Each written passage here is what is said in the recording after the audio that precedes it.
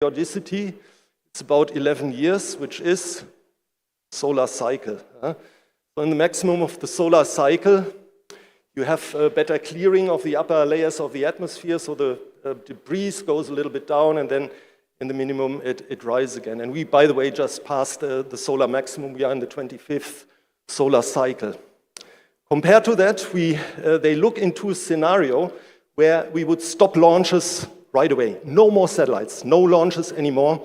And you still see it continues to rise because with all the objects that are in orbit, there are occasionally collisions, there are self-fragmentations, and that leads to the fact that even if we would stop today, there's a slight decrease, which of course will not happen, but I think it's a good reference to see that really it's time to take action.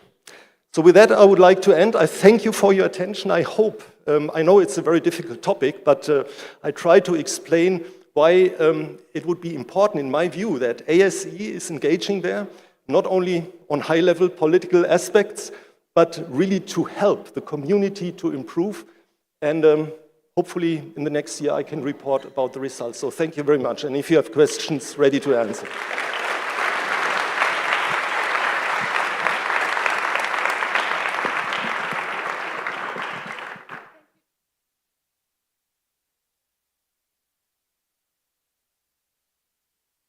Hello. Thank you, Thomas. I forgot to mention that the previous chair of the Space Traffic Management and Orbital Debris is Mark Brown, and Thomas just took over from this. Can you imagine the conversation between these two? They really know their subject. Thank you so much. We have time for 1 or 2 questions.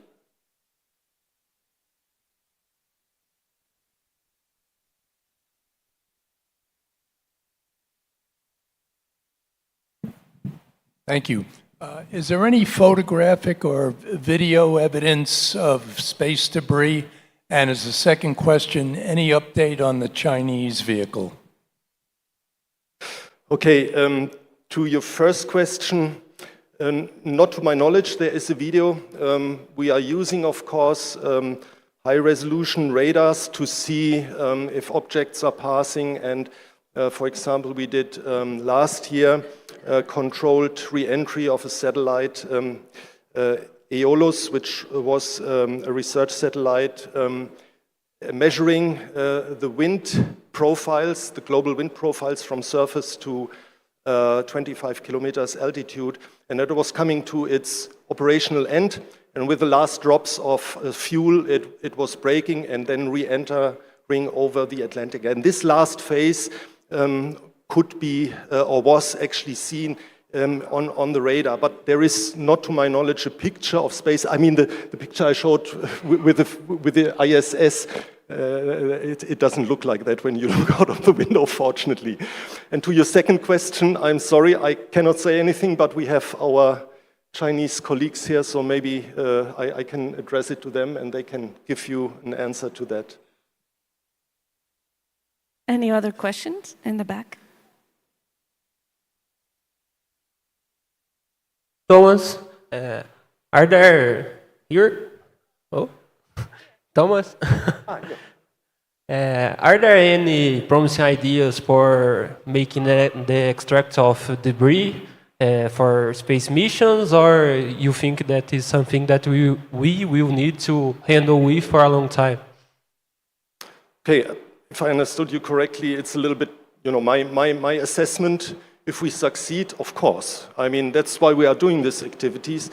But what I can tell you, the situation is getting more serious every day. It's not the time to be alarmistic, even though this last slide might put you a little bit in this impression. But I'm a little bit afraid if we really don't take measures with the expected launches of satellite constellations, it will be very difficult. And I mean, remember, you have heard the excellent presentations of my colleagues about, from VAST, from Sierra Nevada, Axiom. I mean, those are the future space stations. The Chinese still have a space station in orbit. And of course, we want to do everything that they can stay in orbit and are not threatened by debris. So actions need to be taken without any doubt. And you know, the better we collaborate, the earlier we get this problem under control. One last question, Thibault? Yeah, thank you. So, Thomas, in the beginning you mentioned that we track roughly 43,000 objects, and there are objects 140 million below the size of 1 centimeter, which I find a significant difference. Do you see any technologically, evolving or technological new solutions that can actually track much smaller objects? I had a second question as well, but I will just leave this. No, that's a very good point, Thibault. The current sensors, I think they have a detection limit that is maybe slightly below 10 centimeters. And for example, with optical tracking, like space laser ranging, we can not only get more precise information, so this ellipsoid that you saw will significantly decrease just by using a more precise sensor, but that could also help to detect smaller objects. And we know the space station, if I remember correctly, is protected against objects up to 1 centimeter, I think it was. So between 1 centimeter and the detection limit, there is a gray area where we don't see anything coming. And yes, of course, it would be great if we could cover this gray area, but need to be aware, then this object data catalog will go crazy. It will increase by thousands and thousands of objects. And then all this conjunction assessment requires really an incredible processing power. But that is, it's not a question if that can be processed. It's more a question of being able to detect those areas. Thank you very much, Thomas Raja, mesdames et messieurs.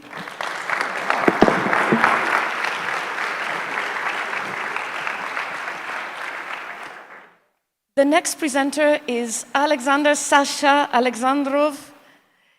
So if you'd like the translation for Russian, the reason Sasha is presenting to us at this session is because he was very kind during Bob Cabana's technical session to do one of his 2 presentations. So Sasha is a veteran of 2 long-duration spaceflight. He flew on Space Station Salyut 7 and on Space Station Mir.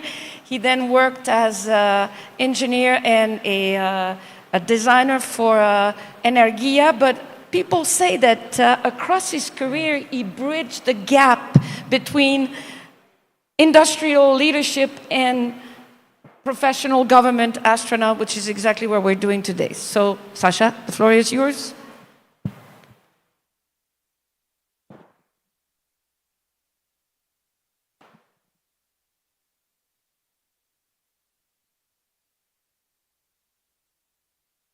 Спасибо большое, Джулия. Спасибо, дорогая. I thank our president of our association, that I have this right to. At the first session with Bob Cabana, we were speaking that we should not forget what we can do in our cooperation. I would like to continue with that. Maybe it will not be the complete conversation, how we work together at the phase 1 and phase 2 at Mir, at the modern station. We have 35 years of cooperation and we go on. I can speak a lot of this, but the times change and the views at the mission completion are different. 6 years ago, we could not imagine that today the commercial programs will be so actual, so workable. The example of Dragonflight on program FRAM 2, we can say that this program is completely commercial, but the result is evident. We received with the now astronaut Jannike from Norway, who was the commander of 4 Europeans that were on the polar orbit. That's a very important step in our work. And not only professionals can do serious researches, because my generation, our generation with me and Julia, we were pilots, test pilots. We were testing the new equipment. We did Soyuz, that now is Soyuz MC, with computing board machine, and at the first flights, we were working with these machines face to face to be sure that this machine can do its operations. And today we have different missions because we learned how to operate the spacecraft that are an instrument now for the people who do scientific researches or practical researches. I would ask you to hear about the history of this cooperation, because without it, probably the ISS would not be so successful. Of people who were involved into the realization of this program, that it would give result in good results,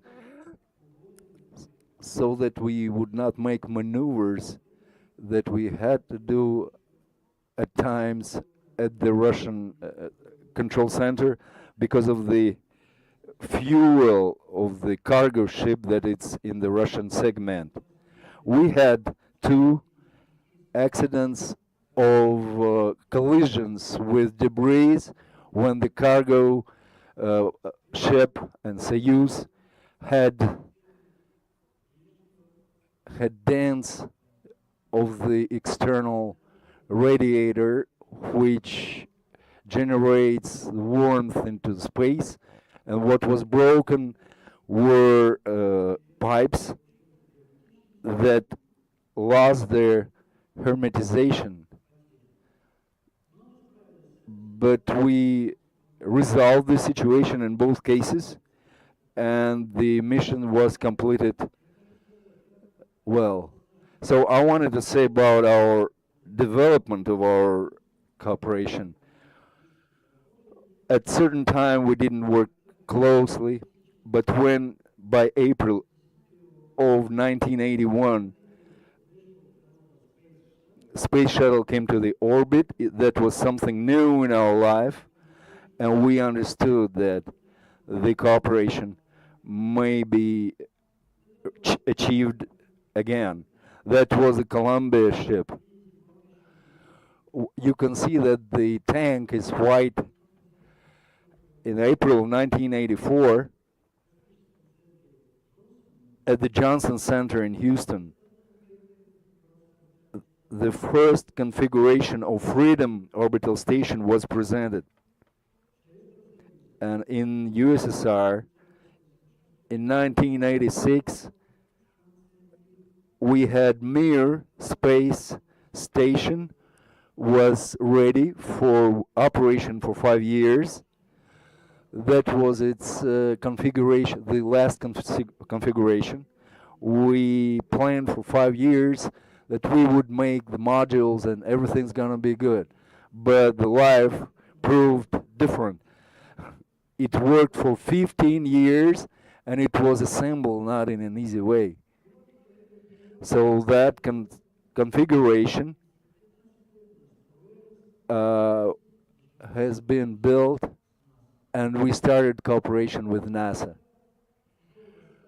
When Gorbachev left and the USSR has transferred its powers, authorities to the president, to the Russian government by the beginning of the 90s of the last century, the manned space program continued to operate because we had a lot of responsibilities, and Mir station continued working, and we had people on orbit. On June 17, 1992, Russia and the United States signed an agreement on cooperation in peaceful space exploration. The Russian Space Agency, RSA, Roscosmos, and NASA, National Aeronautic Administration, developed the Mir Shuttle Joint Program, consisting of 3 interrelated projects: flights of Russian cosmonauts on the American Space Shuttle, flights of American astronauts on the Russian Mir space station, and a joint flight involving the approach and docking of the space shuttle with the Mir station. The executive agreement between Roscosmos and NASA on cooperation in human spaceflight was signed on October 5th, 1992. In 1992, Roscosmos Energia organization,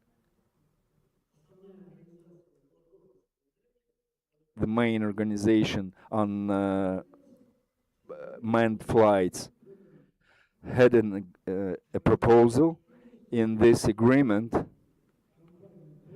proposal to Boeing, the Russian Energia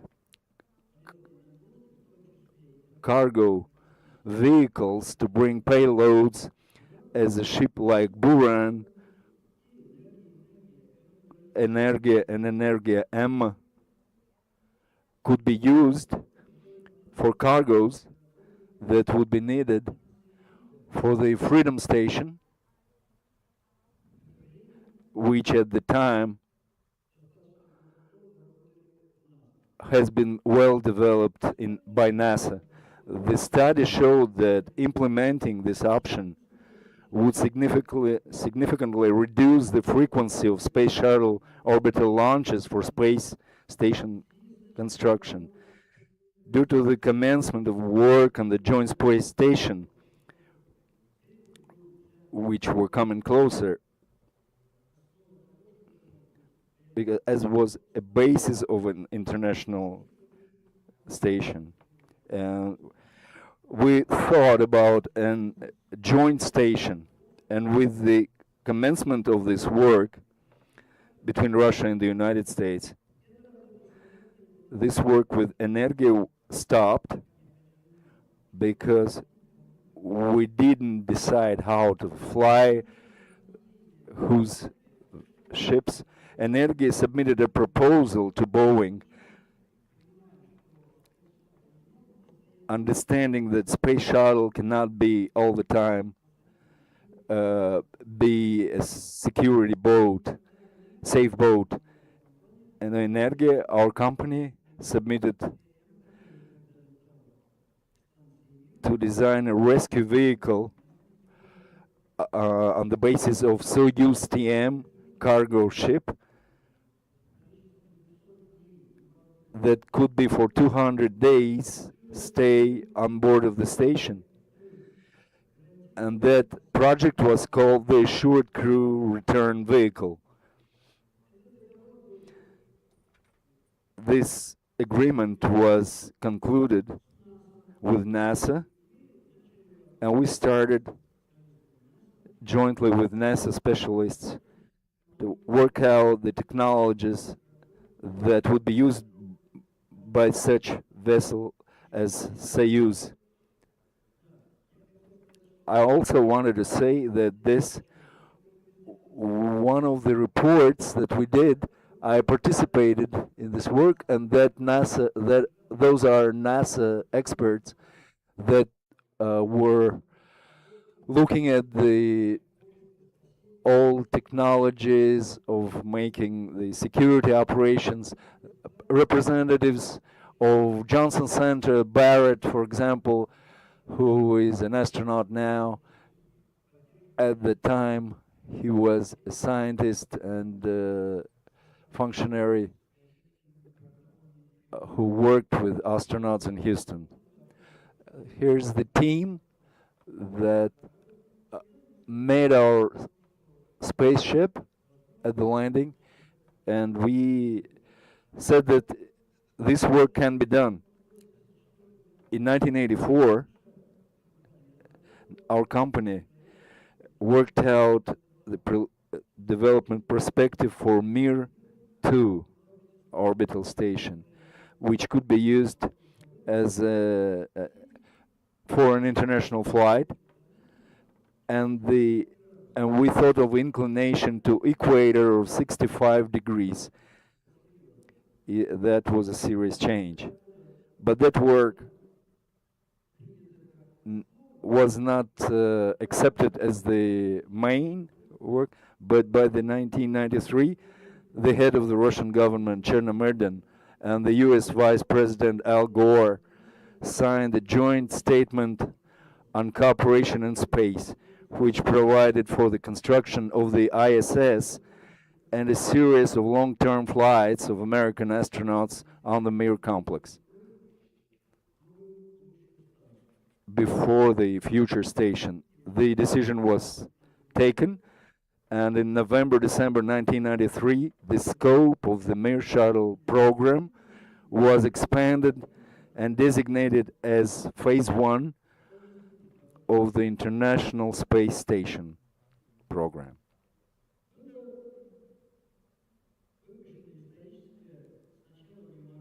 There first an historical memorandum and then agreement. You may see the text of the document. The goal of the Phase 1 program was to establish a foundation for future cooperation in space and reduce the risk related to the construction and operation of the future ISS. Phase 1 expanded the capabilities of the ISS by combining in-space operations with space technology demonstrations. Furthermore, Phase 1 provided early opportunities for expanded scientific research activities in orbit, which was done starting at Mir Station. On June 23, 1994, a contract made an agreement, a contract between Roscosmos and NASA for $400 million for supplies and services of the Mir Station, the ISS, and certain works in Phase 2. Phase 2, that's construction and exploitation of ISS. This contract provided the opportunity for NASA to purchase equipment and services, $100 million worth per year until 1997 to support the tasks of Phase 1 and commencement of the construction of ISS. That included conducting 9 dockings of space shuttle ships with the Mir Station, conducting scientific research by US astronauts on board Mir Station, up to 21 months of total scientific research time, participation of 7 American astronauts in long-term flights to the Mir Station as members of the main expedition crew. 3 spacewalks were performed by astronauts on board the Mir Station. Delivery to the station of up to 3.5 tons of dry cargo and the same amount of water. Operation of 2.3 tons of NASA equipment on board the station. Development of the Russian side of the docking mechanisms APDS 2 and 3. This androgenous system certified for Apollo-Soyuz. They were needed for docking of space shuttle with the Mir station. Development by the Russian side of docking module for using space shuttle during docking with the Mir station.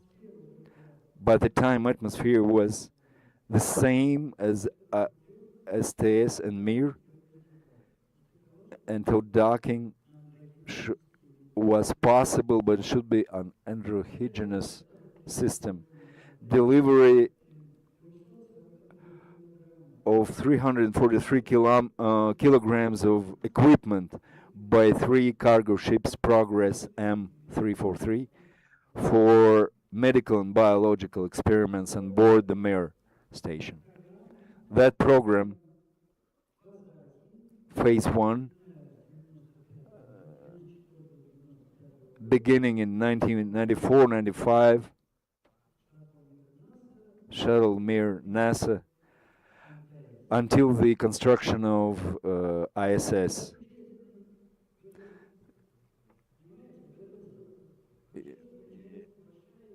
That is a huge idea, very interesting conclusion we can make. And this is a serious fact that the two main global competing schools of space exploration, which had previously developed independently, having completed the first phase of their cooperation, have achieved the degree of interoperability needed for the creation, specifically, of this new type of orbital object of high power like ISS.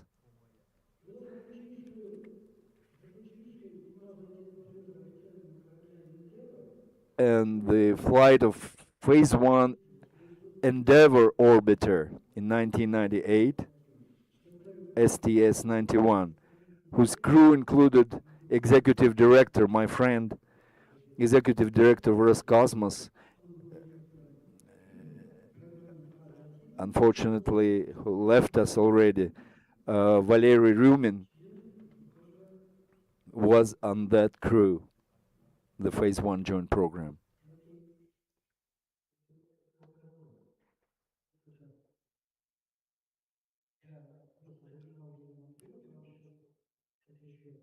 I'm going a bit ahead, I will explain. He was on board and they made the final inspection, how the phase 1 was completed. By the 1st November 1993, Roscosmos and NASA signed the detailed work plan for the International Space Station. The main provisions and work under the detailed plan were enshrined in the protocol to the agreement of the implementation of the joint spaceflight program signed by Chernomyrdin and Al Gore in December of '93. The implementation of the construction plan began with the launch of a rocket with inclination to equator of 51.6 degrees, carrying Zarya module, the functional cargo module made by Boeing,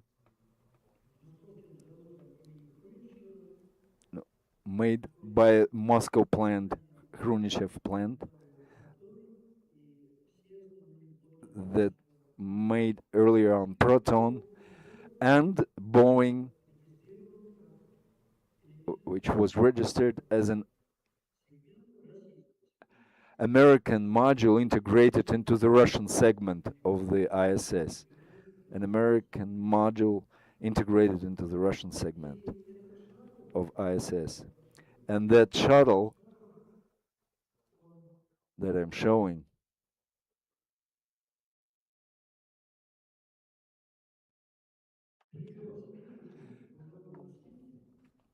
that carried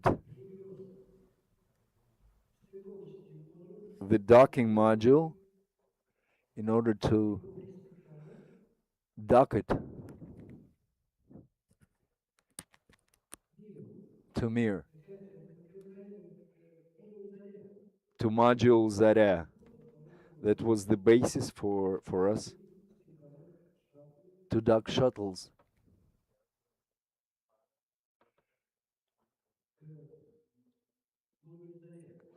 To module Zarya. And that was, I'm showing, that was done on STS-88 Endeavor. You can see Unity that it brought, a module that would be a transitive module later on.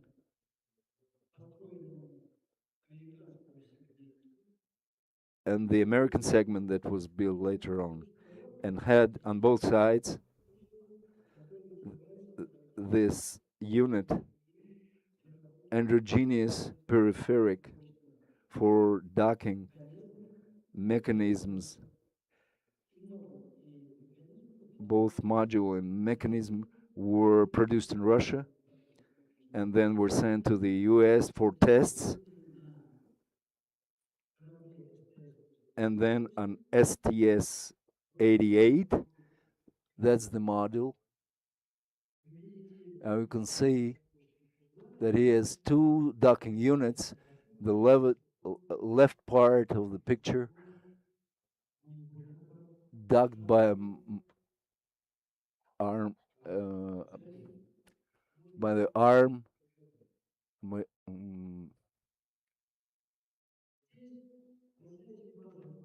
Here in the phase 2 of ISS, we started construction as the first module was on orbit, came by shuttle the crew, where the commander was Robert Cabana, Sergei Krikalev from the Russian agency, and they were doing EVA, and they were making order in Zarya and Node 1 for future, for the shuttle coming to the right unit could bring additional cargoes and dock other units. And by doing this, construct the architecture of our joint station. And I want to say that it was like this, not long time for the US, but for Russia it was long.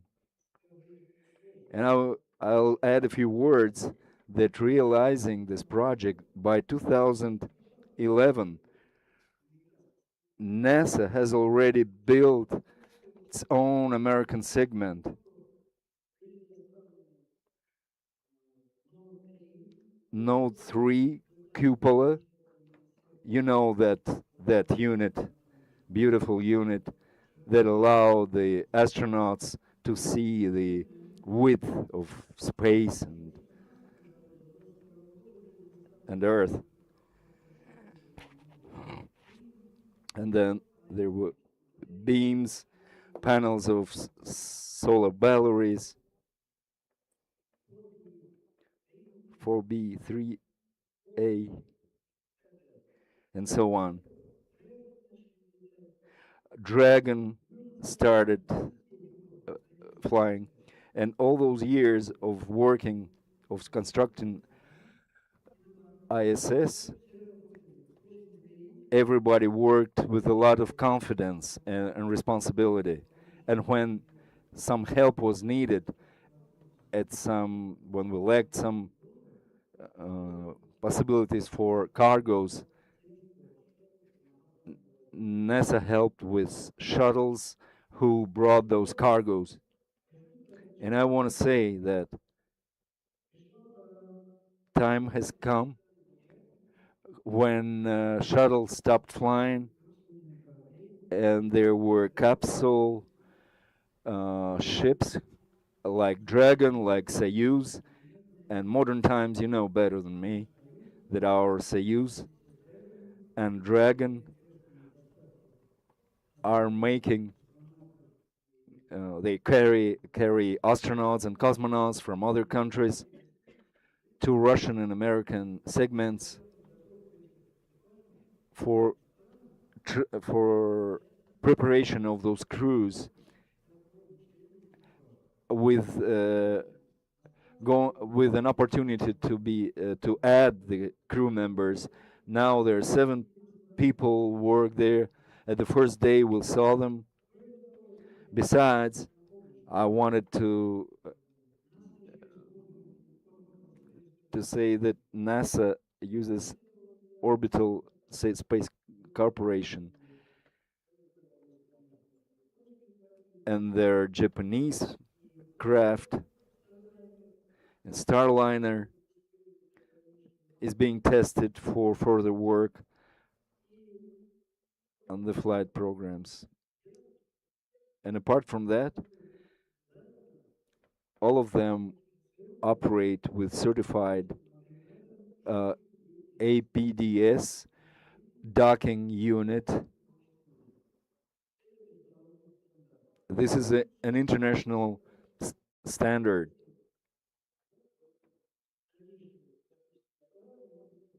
And in the future, they may dock with RMA2, RMA2 model that it has. In 2021, 26th of July, a Proton K rocket launched the Nauka module. A long time it took, but we made it. It was docked with the ISS Zvezda module,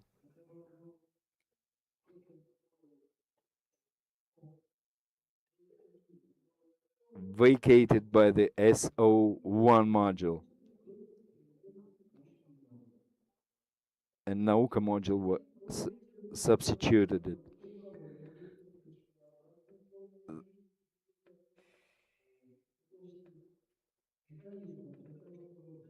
The node module with docking mechanism and berthing facilities was docked to the Nauka multifunctional module. And I was a little bit late to show you how Endeavor was docking.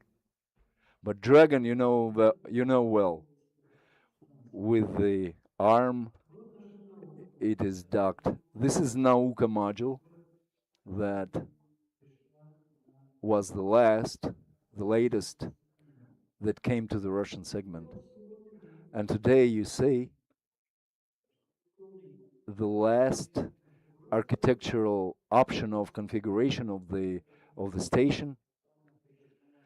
My dear astronauts and cosmonauts, they do their mission, they're happy, and they will return soon, because all the cosmonauts, they're sad when they're on land, and because they want to work. I wish you all launches and landings,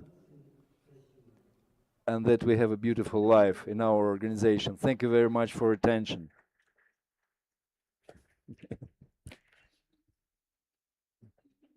Спасибо, Саша, спасибо большое. If you saw in the title of the presentation, we did this because we work together and we need each other in space. We have maybe time for one question.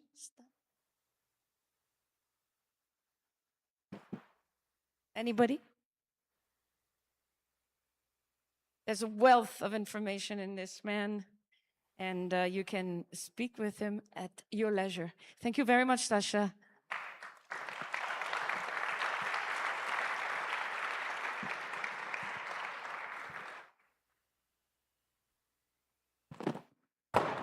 All right, it's fine. Thank you. Essa peça não está boa, so sorry. Anymore. We adjourn. Our next speaker is Monsieur Randy Bresnik from the US Marine Corps, a test pilot who flew 3,500 hours in so many aircrafts. He's one of our most esteemed colleagues. He joined NASA in the class of 2004 and flew on STS-129 with Mike Foreman and Bobby Satcher, who are here in this room, I believe, and which also returned Nicole Stott, who will be our next speaker right after the break. I think also, Randy, your daughter was born while you were in space for 129, which makes you very unique for that. Randy also flew as ISS commander on Expedition 52 and 53 with Mark van der Hey, who's here also. But personally, even though Randy is very well known for his skill as a test pilot, I know him for his skills as a photographer, which happens to stem from a family legacy. So hopefully the next time you will talk to us about space photography. But today, Randy is here to give us an update on Artemis. Thank you.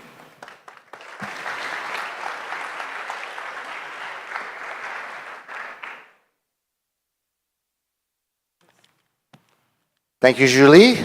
Good afternoon. Boa tarde to our Brazilian friends. Julie mentioned that my wife gave birth to our daughter while I was in space. I was goofing off, doing a spacewalk. She was doing the hard work. If you want to talk to her, she's right here in the middle. But it is a pleasure to join you this afternoon. Thank you to our hosts for having us. Like many of the Americans here, and perhaps from most of the people in the center row, this is the first time we had the opportunity to be in Brazil. And so my wife Rebecca and I are very thankful for that. I will say I had an opportunity a few years ago to get very close to Brazil many, many times, about 400 kilometers away from Brazil. And I wanted to share with you one of my favorite pictures of the beauty of Brazil from space. And seeing the Amazon lit up by the sun was one of my favorite visions. So it's very nice today and this week for all of us to be able to see the beauty of Brazil and her people from Earth. Here to talk to you about an Artemis program and an update to it. For a lot of our folks in the center aisle, we've been talking about the Artemis program for years, so we'll give you an update on that. For our host country attendees, we'll go into a little bit of background. Might be a little repetitious for you guys, but we'll explain everything to them. In a nutshell, the Artemis program is taking humans forward to the moon, doing exploration there, establishing a long-term presence, and then using that as the impetus to be able to then prove out the capabilities to be able to go to Mars. What the Artemis program or Artemis campaign is not is the Artemis Accords. They are a separate entity. The Artemis Accords, as you can see, there's 59 flags up here, signatory countries that have signed the Accords. As you can see, the top row, our host country is also a signatory. And as of this past Tuesday, good news, there's now a 60th country that has signed the Artemis Accords. What the Artemis Accords are basically principles that allow us to go into space, all the countries agreeing to abide by these principles that allow us to have the peaceful uses of space and work together. So if you think about getting in an airliner and flying from Sao Paulo to, say, Korea, you fly over a lot of countries' airspace. You fly in with a lot of other airplanes flying around. And we here on Earth have figured out how to have everybody and all the countries on this planet agree to allow airline travel to work. Now we're taking principles that allow us to then go into outer space together and go explore the solar system beyond our little Earth, Moon corner of the solar system. Back to the Artemis campaign or the Artemis program. So it's not just one mission. Artemis is a collection of capabilities that allow us to execute exploration missions going Moon, Mars, and beyond. So we've got the systems where we're actually building the rockets, assembling the rockets, putting them together and launching the rockets. We also have to have the capability to talk to the crew and the vehicles and command them while we are out by the moon and beyond.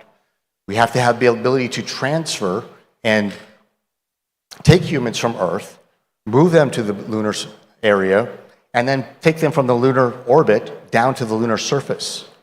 We also have the capability to, once they're on the surface, be able to go out and do a EVA or spacewalk or moonwalk, and that's what our suits are for. And then there's the transportation part, be able to move them to be able to do science farther away than when they can just walk from their lunar lander. So the Artemis 1 mission launched 3 years ago this month. It was the first time the SLS rocket had ever flown, first time a human-rated Orion capsule had ever flown. First flight of the vehicle, and there's a point in space where you try to get to a certain location and speed. This rocket on its first flight had the accuracy of 99.974% accurate. So there's just amazing performance on the first flight of the rocket. It was a 26-day mission.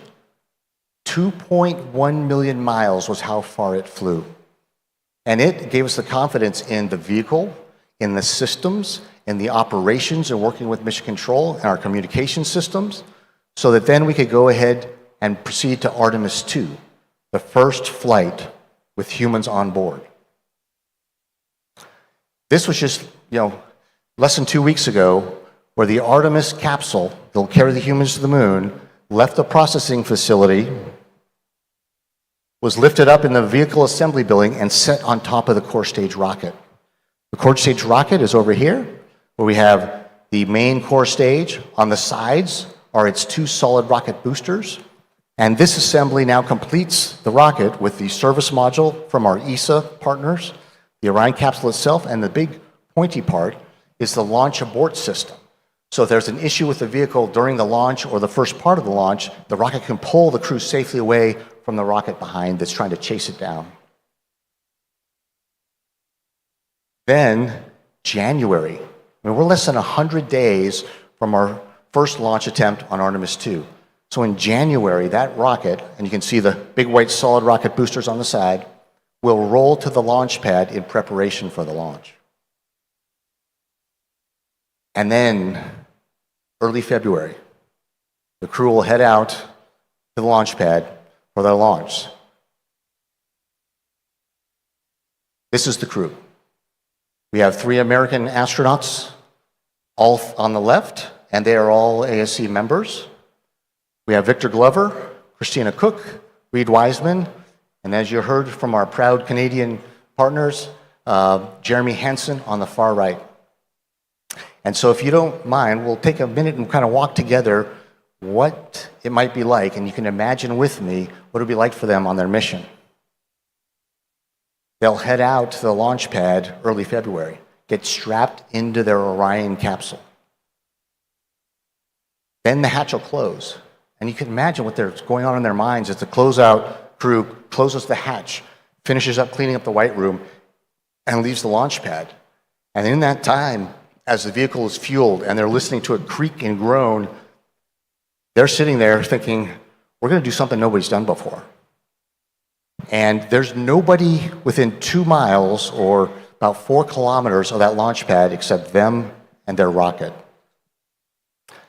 And then just before midnight on the launch windows, we're going to light the 4 RS-25 engines on the back of the first stage and the 2 solid rocket motors on the side.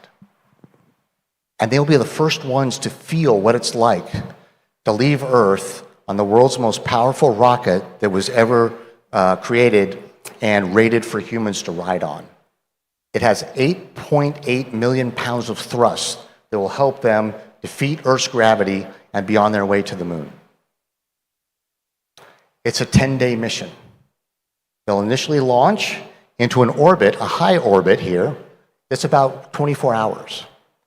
And because the moon's a long ways away, we want to go ahead and make sure that the vehicle's life controls, life support systems, and everything works on the vehicle before we actually head towards the moon. So we've got 24 hours to check it out. Think of it as you're going on a long drive, you drive around the block with your children to make sure you didn't forget something in the car before you head out on the road. And then after that first 24 hours, if the systems are all go, right about here, the next morning, we're going to hear a call. The world will hear a call over the radio that we haven't heard in 53 years. Orion, go for TLI. TLI stands for Trans-Lunar Injection Burn. With that burn complete, the Orion crew will head off to the moon for the remainder of the mission, and then as they get towards the moon's gravity will actually grab them and kind of slingshot them around and send them back to Earth. We don't even have to do a burn to send the vehicle back to Earth. We call that a free return trajectory. And imagine them looking at the moon getting bigger and bigger as the Earth gets smaller and smaller. You know, our whole lives, the moon's been a certain size, and that's it.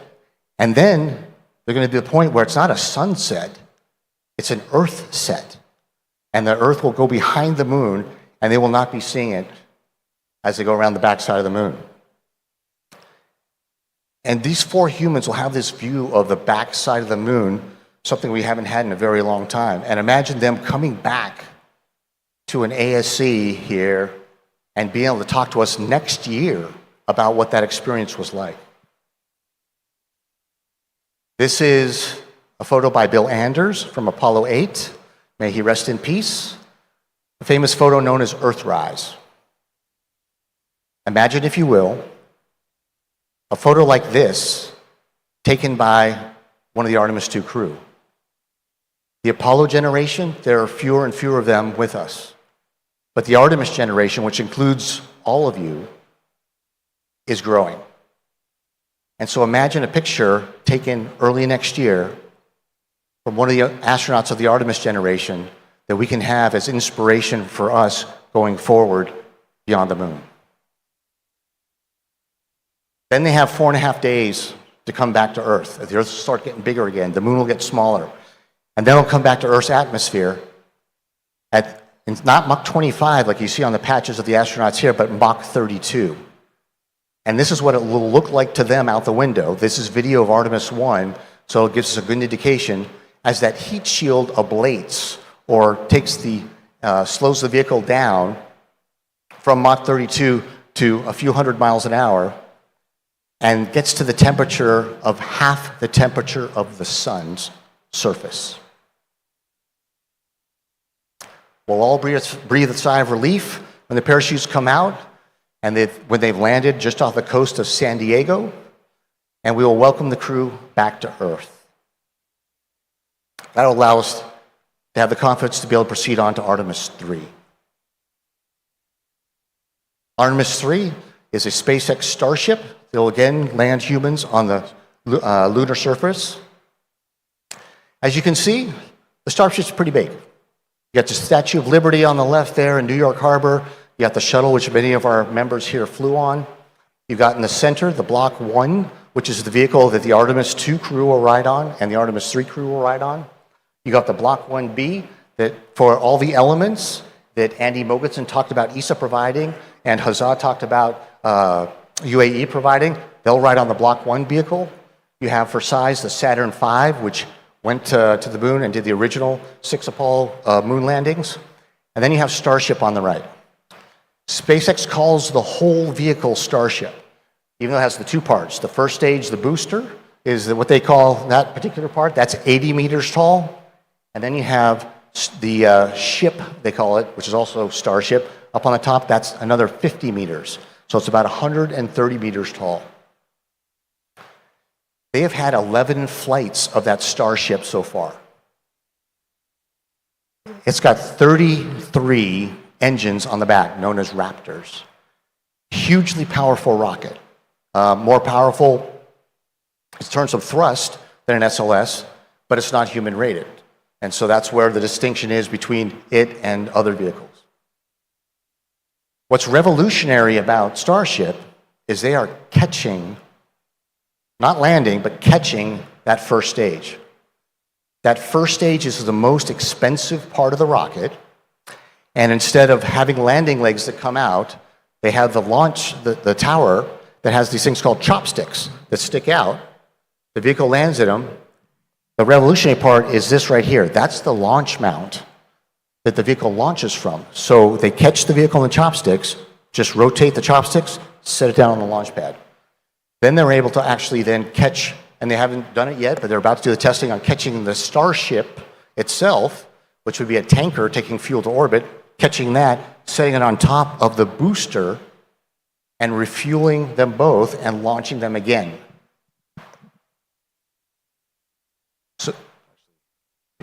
So actually, if you think about the Falcon 9 and the Dragon, there's been over 500 landings. And that certainly has been revolutionary because they're able to use those boosters and vehicles again.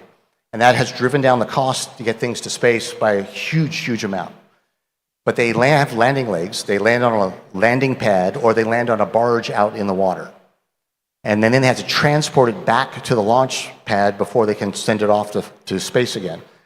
This is a huge efficiency in that. So once we go on our HLS, or Human Landing System NASA missions, the human lander, the NASA vehicle, will actually go up to space to get gas from the propellant starship that's in Earth orbit, and then it'll fly to the moon. Then for Artemis 3, it'll be the Orion crew launching from Earth to meet up with the starship, and the two of them will dock for the mission. Then 2 crew will get on the starship to go to the lunar surface for the first time. They'll go to low lunar orbit and then descend to the surface for the first lunar landing. They'll go down the elevator to the side and then step off on the lunar surface for the first time since December of 1972. I mean, imagine, this is very soon. I mean, this is all in our near-term lifetimes. Imagine where you'll be when that happens. Because if the Apollo landings were any guide, I think that all of us will know exactly, we'll remember for the rest of our lives, exactly where we were and what we were doing when this happened. As you heard Koichi-san talk about on Tuesday, the Axiom company is building the spacesuit that allows us to do those lunar surface exploration missions. He gave us a description of the suit itself and some of the testing that he was able to do. Here's an example of what we're doing in the astronaut office, testing out these lunar exploration suits. On the left is running in one of these suits at about 5 kilometers per hour. On the right side just shows how the suits can be mobile in a 20-degree incline. And it was referenced, but what you see up top with these straps, that is the offloading system. We have 2 different types at the Johnson Space Center. And what it allows you to do is lift the suit and the person in it off to where you weigh what you would on the moon when you're doing the testing. So all told, the suit and the person in it are typically more than 150 kilograms. So this offloads and puts you at about 25 kilograms. You can imagine that's how the running is just a little flick of the toe to lift you up in a little arc, and you're able to actually be very efficient in moving quickly in the suit. If you remember on seeing Apollo videos, because they did not have the mobility in the lower suit, they kind of bunny hopped. And so this is a much better system. And the Neutral Buoyancy Lab, the world's largest swimming pool that Koichi-san went into with his training. As you can see, we've taken the end of the swimming pool and actually moved the ISS stanchions so we have a clear area to put sand, rocks, even lunar landers we've had in there to do testing, to evaluate ladders and things like that. And so for the past 2 weeks ago, we started the actual testing with the Axiom suit in the NBL. Then we're on, after Artemis 3 to Artemis 4, where we start building the Gateway. Gateway is our human presence in lunar orbit. It is a space station. You can see the international partners that are providing parts to that and modules to that International Space Station that you've already heard discussed during this week. At that space station, which will be in lunar orbit, the Orion vehicle, instead of docking directly to a starship or a lunar lander, the Orion vehicle will dock to the Gateway Space Station. Then on the earlier missions, 2 crew will then proceed into a lunar lander to go to a surface mission, while the other 2 crew members stay on the Gateway, outfit it, and then do deep space science on board. Eventually, all 4 crew will go down to the surface, while Orion and Gateway remain in lunar orbit. Then we're on to Artemis 5, where we're adding even more capability to the Artemis program. This is Blue Origin's New Glenn 1. They launched it for the first time in January this year. This is New Glenn 2. Just last week, it rolled out to the launch pad, and they are looking to launch that Sunday. That's their earliest opportunity. So you may have to choose if you're going to watch the Formula One in Sao Paulo, or you're going to watch the New Glenn 2 launch to space. Why is this important? New Glenn 2, that first stage, Blue Origin plans to land back at their landing site. They then plan to refurbish it, refuel it, and then next year, launch the Mark 1 lander to the lunar surface. So this is a smaller version, and this is not even a NASA contract. This is a company objective using a good test flight build-up approach to take a smaller lunar lander and test out the operations, the hardware, the technology, the systems before they actually proceed to their larger Mark II crewed lander. The Artemis 5 mission is the first mission that we expect to have the Blue Origin Mark II lander. And the thing to note is that both companies are going to have, both SpaceX and Blue Origin are going to have to land their landers uncrewed in a demonstration before we ever put crew on either vehicle. So those will be preceding the Artemis 3 mission and the Artemis 5 mission. We're also figuring out how to move our astronauts around the moon. And we have 3 companies that in the past year have been working to develop their concepts along with the astronaut office and are competing for a contract that gets awarded. We're targeting November 15th, so 9 days from now. I mean, things are happening. This is not just PowerPoint. For the past year, they've been doing iterative prototypes that we've been working with them on and literally driving to help them get to their best design to put in for the competition for the decision here coming up here in just a few days. Even going so far as to into full motion driving sims at one of our automotive providers here in the US, where they've got lunar lighting, lunar visuals, and they have programmed into their simulator the 16G characteristics. So like if you go over a bump, in a car and you kind of float out, you get that sensation here, 16G. So they're really sciencing the driving on the lunar surface. They even have the coefficient of friction of the regolith built into it, and you can skid and slide if you're on slopes. So it is really an amazing capability and sciencing the heck out of driving on the moon. And then we have the Japanese pressurized rover, where Japan is giving us the capability to go farther and farther away from our lunar lander to be able to look at different science sites. In the pressurized rover, crew will be in their shirt sleeves when they are driving, when they are working, when they're sleeping. They'll get into their spacesuits and then exit the rear of the vehicle to go do spacewalks or moonwalks, come back, get out of their suit, and then move to the next science site. And they can do this for up to 2 weeks on the lunar surface. So that'll give them a lot bigger capability than just the amount of time they have in their spacesuit, space packs, if they are doing an LTV. Already this summer, we've had astronauts, Japanese and NASA astronauts working together in Japan at the Toyota full motion simulator, driving theirs to see what their handling characteristics are for this vehicle, working on the design of where the seats are, what are the controls, what are the displays, where will we sleep.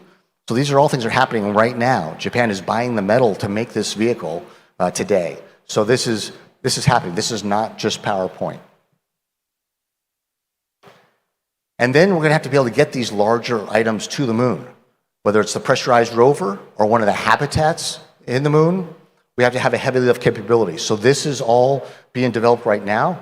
There's a competition going on. No one's been selected. So this is just an example of one company's idea of how they might do it.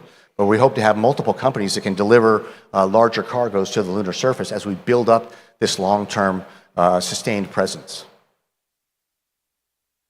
And as I mentioned earlier, we'll go from a crew of 2 to the lunar surface to follow-on missions having all 4 crew there. That's because we'll have habitats. We'll have mobility from having rovers. We'll have surface power that allow crew to stay there and get through lunar nights.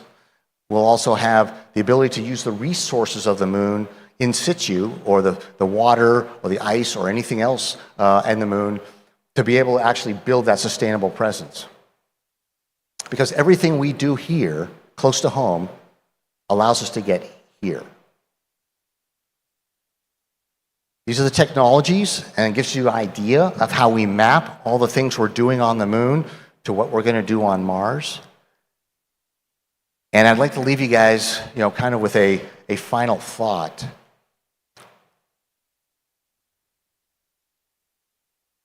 Nobody in the center of this room is going to be doing the Mars missions. It's going to be someone, your age, some of the younger people that are here. Not as many on the left side today, but you on the right.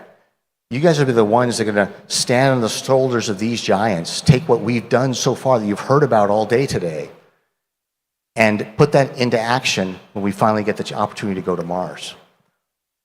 So imagine at an ASE Congress years in the future, when one of you or someone like you comes back and shares with us a picture of Earthrise, this time from the surface of Mars.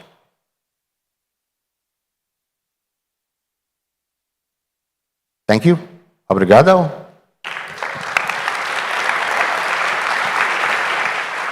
Thank you, Randy. Thank you very much. Yes, there is time for questions. All right. Vaporosi jest. Any questions? Yes, we have.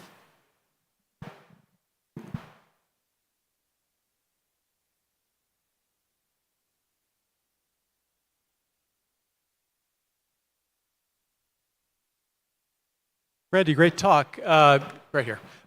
Just wondering about radiation protection. You're talking about 2 to 4 week stays on the lunar surface. I'd always heard that we'd be building habitats either in burying the habitats or in lava tubes, something like that. That is all being considered right now.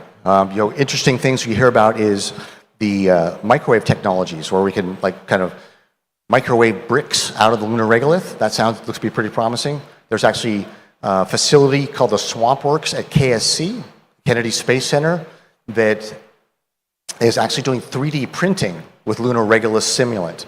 And so that is another option. It certainly is a concern, and something we have not exactly figured out completely yet. I think Jessica Watkins, current astronaut, she's a geologist by trade. Her PhD was in lunar geology and lava tubes, so that is something that we're also looking at as well.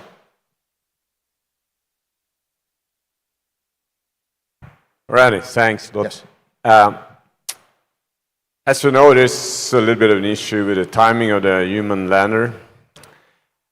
Is it an option that actually start flying, building the gateway before landing? So you swap and you start to do what's now Artemis 4 instead of Artemis 3. Short order. Is that a realistic option? Right now, the development of the suit, the development of the lander are the two things we have to go to the lunar surface. So as going to space and building space stuff, everyone knows here is hard.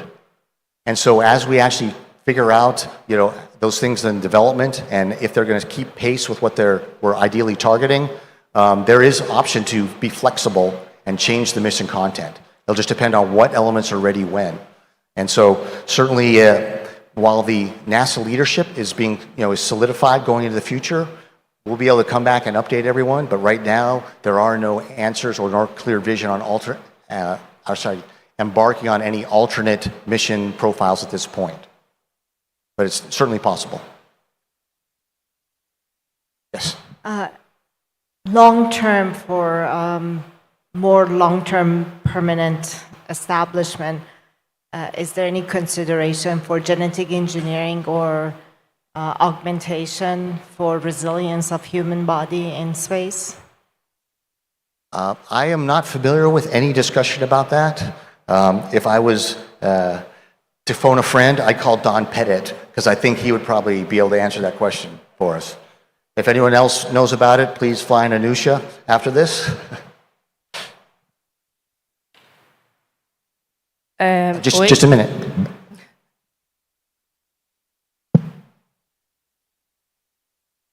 Can I say in Portuguese or in English? My works English too. is not too good, so I'm sorry. Whatever works for you. Many people ask why it took so long to return to the moon. Could we say Apollo was a sprint to visit while Artemis is a marathon to stay? And how much more technically complex is planning this standing presence compared to the short Apollo missions? What a great question. It's been 53 years since humans were on the lunar surface, and yes, it was a sprint. And the American national will, and NASA, were working as hard as they could through Mercury, Apollo, Gemini to go from a speech to inspire people to go to the moon in 1961 to a lunar landing in 1969. I mean, it was absolutely amazing. But it took a huge effort, a combined effort, and a lot of the government's money and the GDP of the nation. And then it was deemed, that we weren't going to try and put people at risk to do that anymore, and we were going to transition. Well, things changed. We ended up getting the space shuttle. We ended up getting the International Space Station. But we've been dreaming about going to the moon again for a long time. Back in the 80s, back in the 90s, there were programs started, but we never finished. What's wonderful about the Artemis program is it's now, getting so close to fruition. While the technology has changed and improved things, physics is still physics. You still have to get up to enough speed to leave Earth's gravity to get to the moon. Then you have to get into lunar orbit and brake and slow down. Then you have to be able to descend down with enough accuracy to land where you want to. Those are all things that modern technology helps. They're the same problems that Apollo had to surmount. The one benefit thing we have is Apollo, when they started, they didn't know it was possible. What's amazing is that we do. And we don't have to wonder what it's going to be like to touch down on the lunar surface. We don't have to wonder if we're going to sink into a bunch of lunar dust. And so we have the experience of Apollo to guide us as we go on these Artemis missions.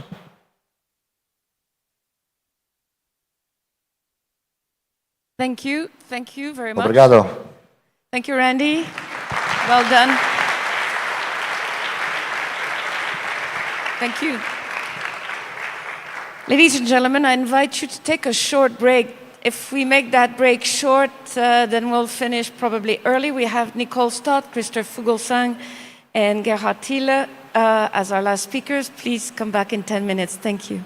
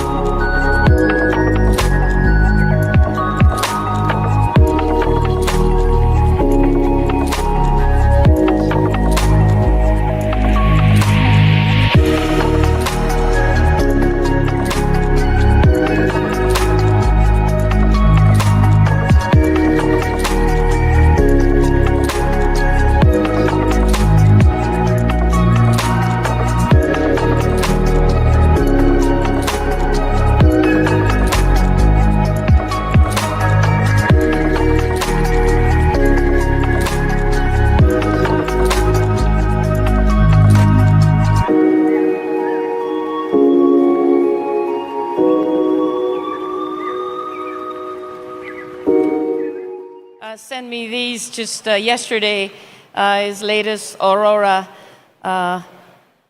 photos from ISS that he has processed. So we continue with Spaceship Earth. Again, thank you, Randy Bresnik, for showing us Earth at what it would look like from Mars. But now we're shifting gear a little bit. We're really going into a different way of looking at our planet. And our next speaker, but before I introduce our next speaker, I'd like to say to the US Marines right here, happy 250th birthday on Monday, November 10th. Wow, that's older than the notion. Bravo. Our next speaker is astronaut Nicole Stott. She's also an artist and the founder of Space for Art Foundation. She joined NASA in the astronaut class of 2000 and flew up to station on STS-128 with Christer Fuglesang that we will hear on this session, and then back down on Earth on STS-129 with the people I mentioned before, Mike Foreman, Randy Bresnik, Bobby Satcher. She also flew the last flight of Space Shuttle Discovery, STS-133, as her second space flight. She was 3 months on board the space station, but she's now very much recognized as a space artist and advocate whose work blends art, climate stewardship, and spacefaring perspective to advance the Earth from Space message to the general public. Please welcome Nicole Stott.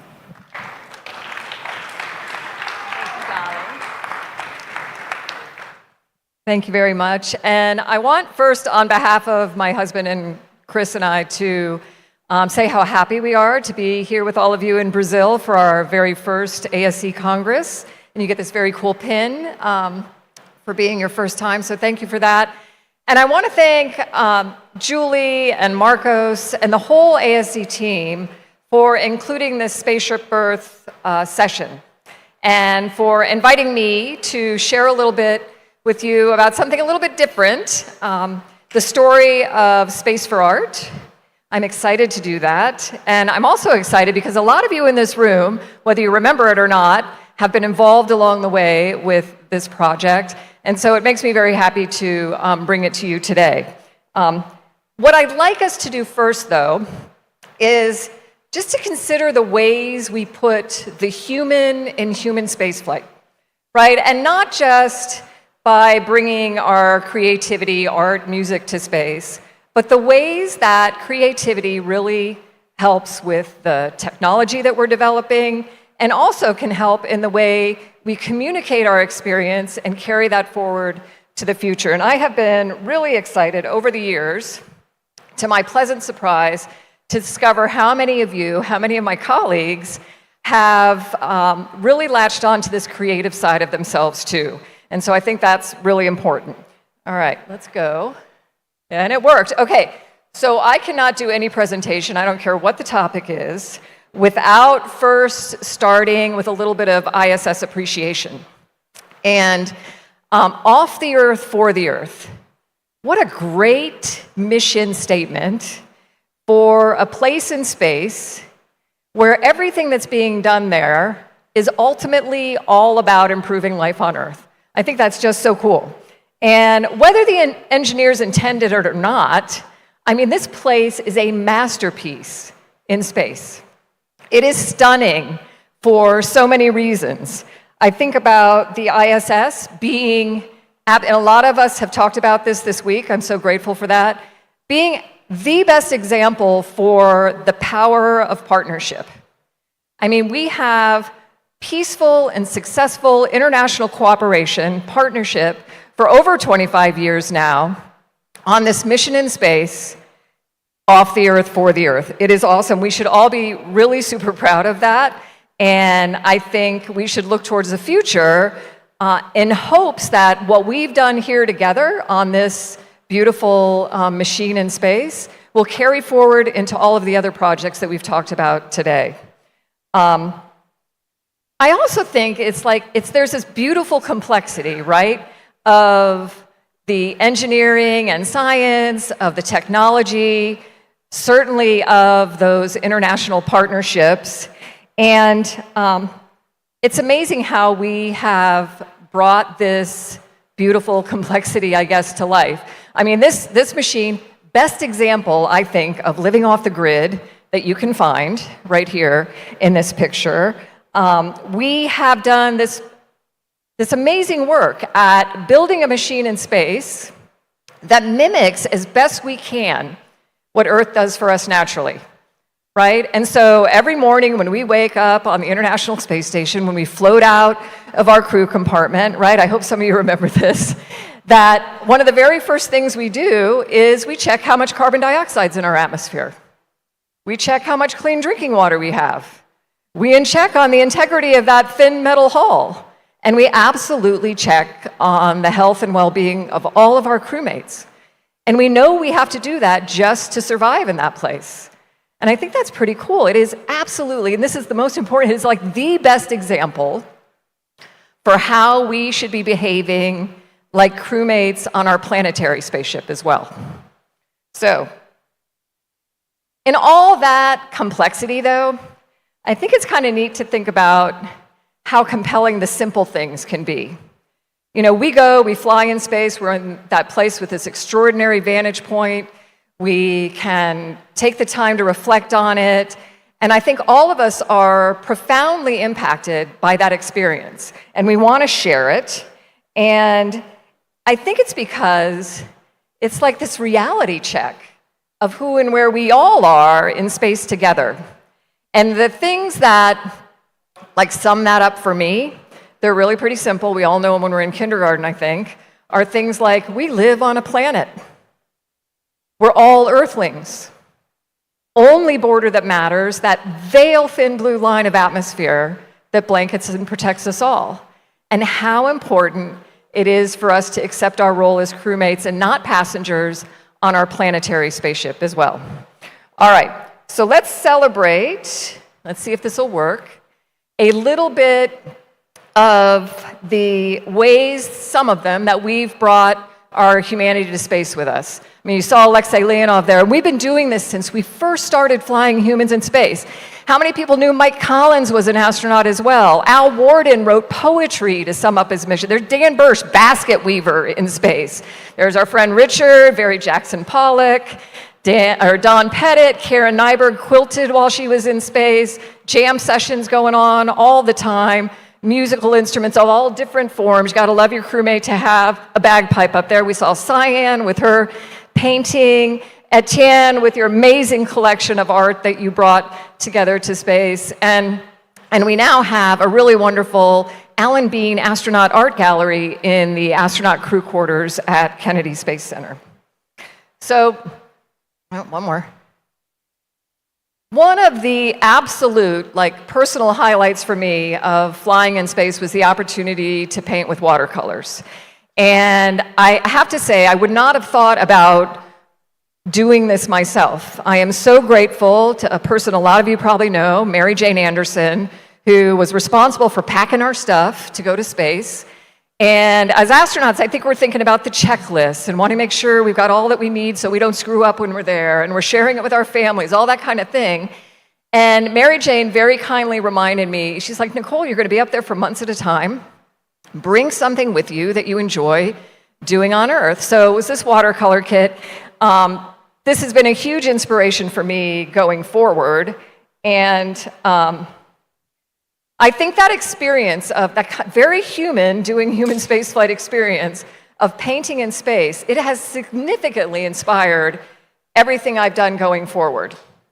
It has beautifully, I think, impacted my post-NASA life and mission, where whether it's working with kids around the world to bring together their artwork in a big, meaningful way, or working on ocean conservation and reef restoration projects around the world, I really think that for me, that way of bringing my experience to life for other people has been through art. And I'm always so excited to hear how all of you have done that well. I think we feel compelled to share the experience in a meaningful way to ourselves. You know, how do we connect with as many people as possible? For me, that's been through art and these partnerships and purpose. But my main focus has really been with the Space for Art Foundation. I'm sporting the t-shirt today too. And instead of me standing up here and rambling even longer than I already have, I want to show you a short documentary film that was created about the foundation. I hope you enjoy it, and some of you will see yourselves in this, and please know how grateful we are for your support and participation. All right, we're ready for the long film.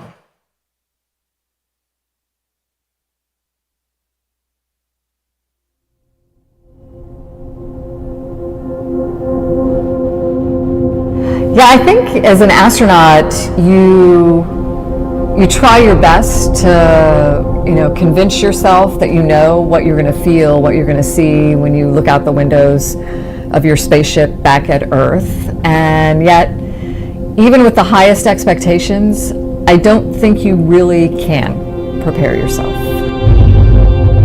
You get to space, and first of all, when you do float up to that window, it's like this disbelief that you're even there. I saw Earth. It was beautiful. It was glowing. It was all the colors that you know Earth to be. But everything about that view reminds you that everything is interconnected and that we need to remember that we live on a planet, that we're all Earthlings, that the only border that matters is that veil thin blue line of atmosphere that blankets and protects us all. And that absolutely our most important role as human beings is to behave like crewmates and not passengers on Spaceship Earth.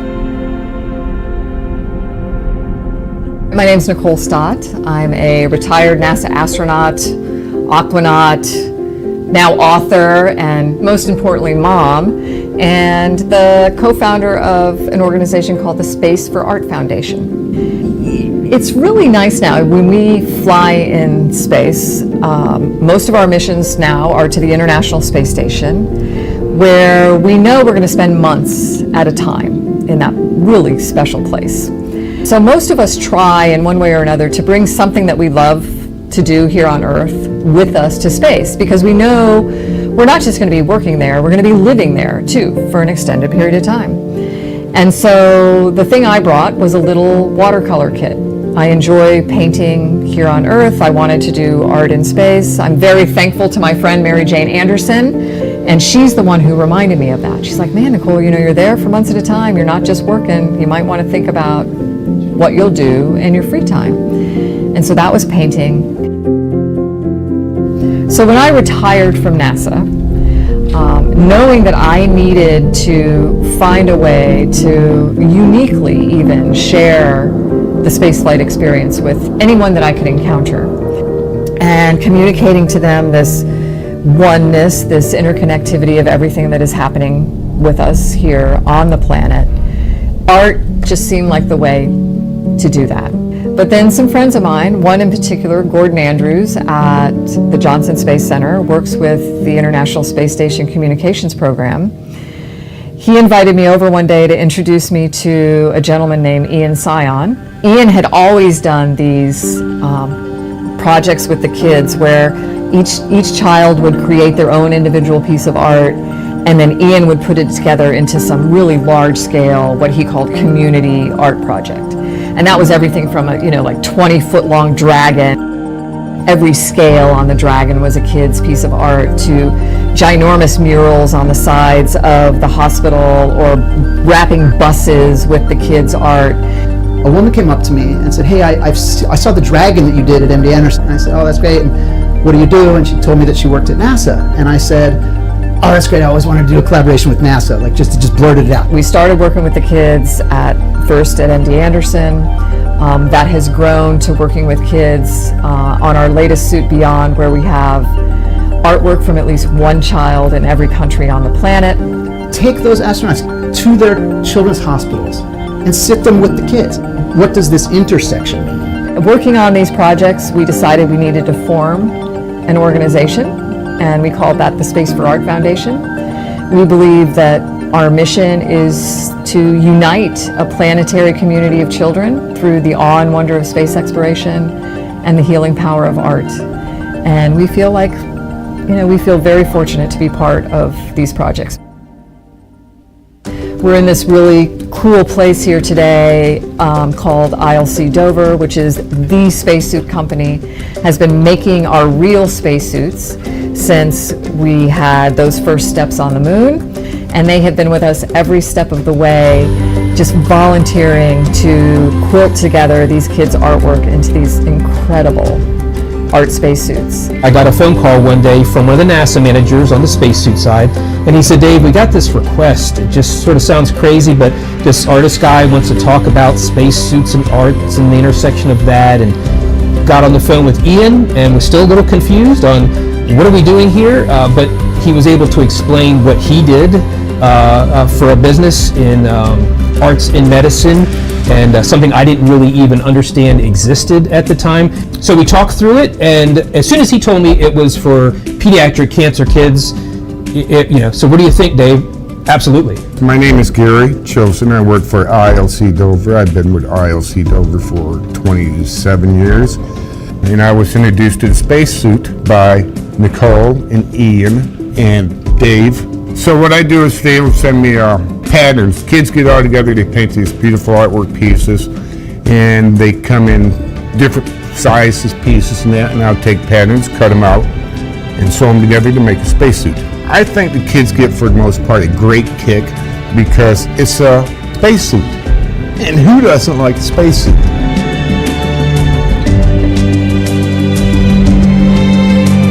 Because of this one kind of like fork in all of our roads where we met, we've had the chance to do a bunch of different spacesuits and send some of them up. We made Hope. We worked on that one with exclusively patients who are in treatment at MD Anderson. And we've been very fortunate to have a couple of those suits fly to and from the International Space Station. At some point in this process, it was like, well, we might be able to get a flight suit up. Like, let's see. So here's the website, go order a flight suit. And I did. I would take it room to room. This one was like, I do an outline on the suit. I kind of drew a pattern in Sharpie, and I told the kids, like, you can either stick in the pattern or not. I just want something there so people aren't intimidated. Kate Rubens came to the hospital and worked with us. Kate's a cancer biologist. And then we were able to get that suit up, and we were able to fly it up on SpaceX. I think it was SpaceX 9, Falcon 9. We flew it up on, and that was also just incredible. That they were like, yeah, we'll do it. As you guys were painting, you were thinking about space and you were thinking about orbiting the planet, and I can tell you that your spacesuit has found a wonderful home up here on the International Space Station.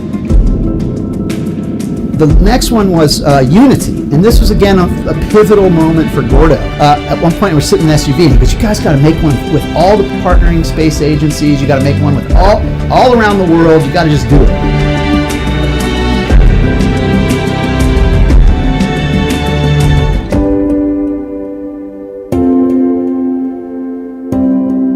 I'm going to meet Ian in Dulles Airport. As I'm walking, I'm looking at this gorgeous compilation of kids' artwork, little windows of art that just was so reminiscent to me of the art spacesuits we'd already done. And I trip off this thing and I'm like, oh my gosh, who did this? Where's this from? I'm taking pictures of it. There was no name on it other than it was Project Postcard. And with the wonders of social media, you can track people down these days.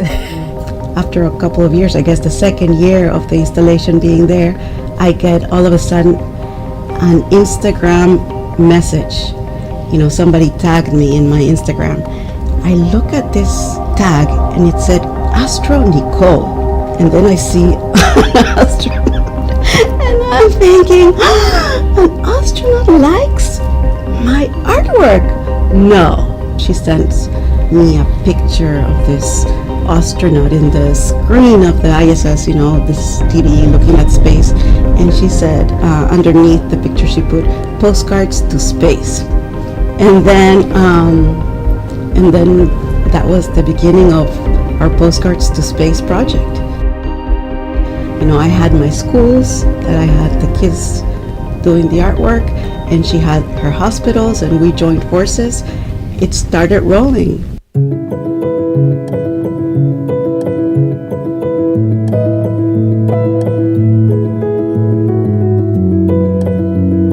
It's just so cool to me to think about not just the kids' art in space, but these partnerships that we've developed along the way with people all over the world who have this same kind of motivation for, inspiring these kids in some way, for allowing them to understand that they're not alone in what they're going through, to see kids all over the world, sadly in some ways are dealing with these same kinds of things, and that they can come together as part of something bigger than just their little individual piece of art, which is beautiful on its own. But oh my gosh, when you see it all come together, it's just even more beautiful.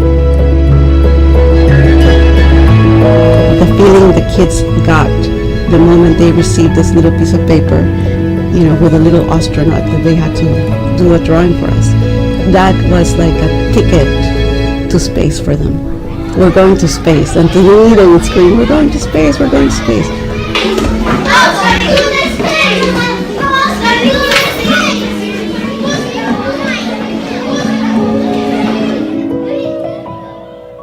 So each of these suits that we've created has a name. The first one was Hope, the second one was Courage, Unity, Victory, Dreamer, Exploration, and our latest suit is called Beyond.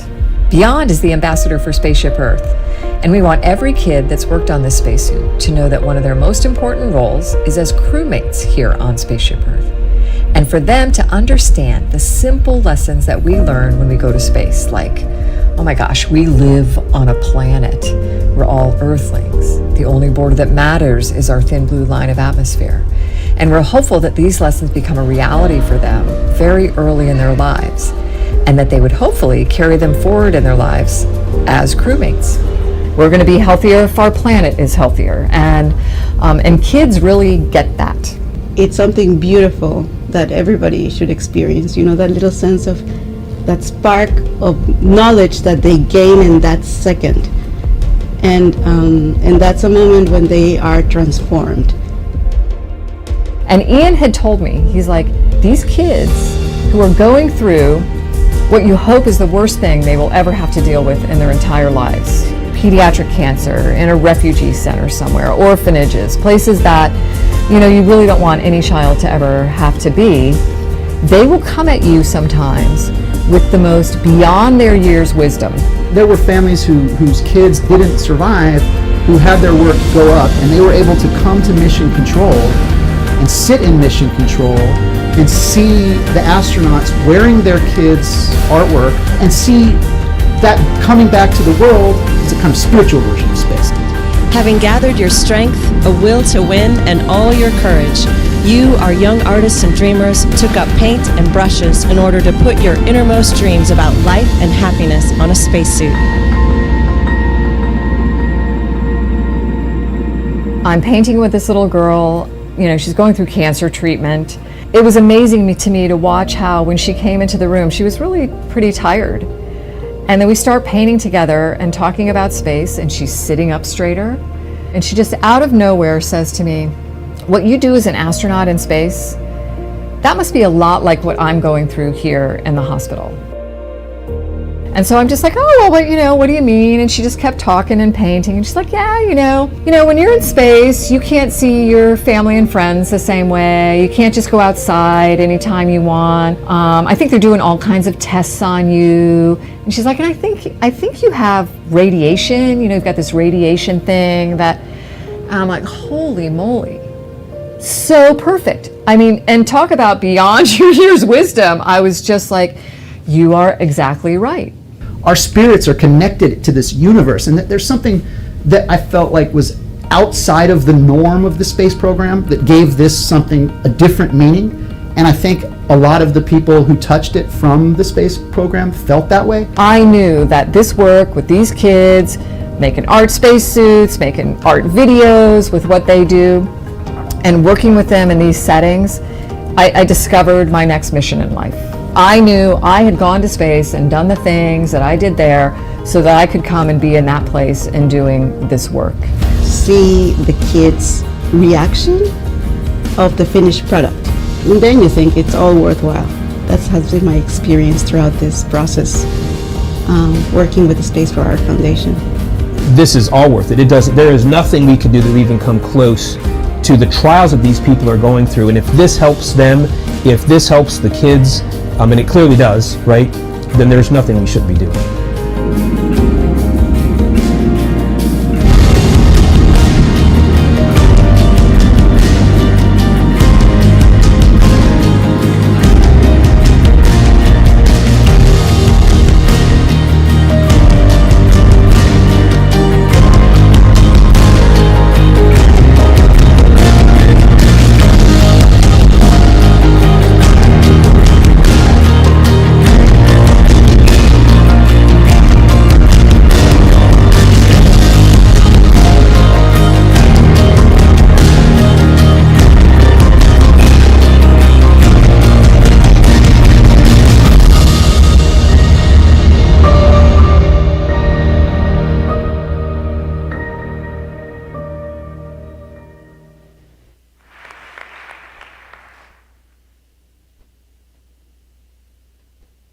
I hope you enjoyed it, and I hope some of you in the room saw yourselves in the video. We are hugely grateful for that support, and we welcome anybody else that wants to get involved. Please let me know. I now have all of your email addresses, so I will likely reach out at some point when we're doing another project to see if you have, kids at a hospital or a school or other organization that you think might want to participate. So thank you in advance for that as well. I just show you this last screen because one of the things we try to do with the artwork that the kids create is to share it. And we've been able to do that in some pretty cool ways through some exhibits that started out at Space Center Houston and that have gone to different places. These are two of the art spacesuits. We've got a very cool exhibit going on down in Miami that'll be running through the first week of December, which is Art Week down there. And in addition to the art spacesuits, we have some amazing artwork. This in the top right, that's a beautiful piece by Karen Nyberg, astronaut Karen Nyberg. Absolutely one of the most talented artists I have ever met in my life. She loves doing textile art, just as she did with the quilting on the space station. These are a couple images of Don's that he shared with us. They're in very large format down there on one of the walls. We are very grateful that Cyan has contributed a few of her pieces that we'll be adding to the collection. And so if you're in Miami, please stop by and say hi and check out the Ocean Planet exhibit. Thanks, you guys.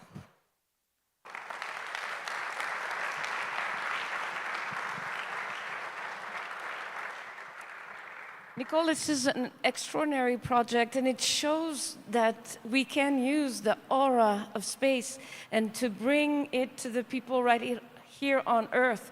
And we need to do more of that. Thank you so much. This has been an absolute pleasure. Wonderful. So we saw what art and how much it can touch people. But one of the things we all share as human beings is our love for some kind of music. Last year in the Netherlands, we were treated to an absolutely beautiful video that was made with André Kuipers and his colleagues, where we had the views of Earth played on special music. Well, our next presentation is called Earth Music Theater. It is an initiative of Dan Barstow, and he sent us a little video that we will play in a minute. Dan actually volunteers his time for ASE. He's the director of Earth Music Theater, and he was before that the senior education manager for the ISS US National Lab. So Dan is not with us, but we have Gerhard Thiele was with Dan just a couple of days ago, who will come and take the questions about this. But to my fellow, the flyers, remember that first time you got to a window and you had earphones and your favorite music? Not when you were exercising, but really when you were looking at the Earth pass by. It's an extraordinary feeling, and we do share that. So without further ado, here's the video on Earth Music Theater, and you'll see what it can do for you.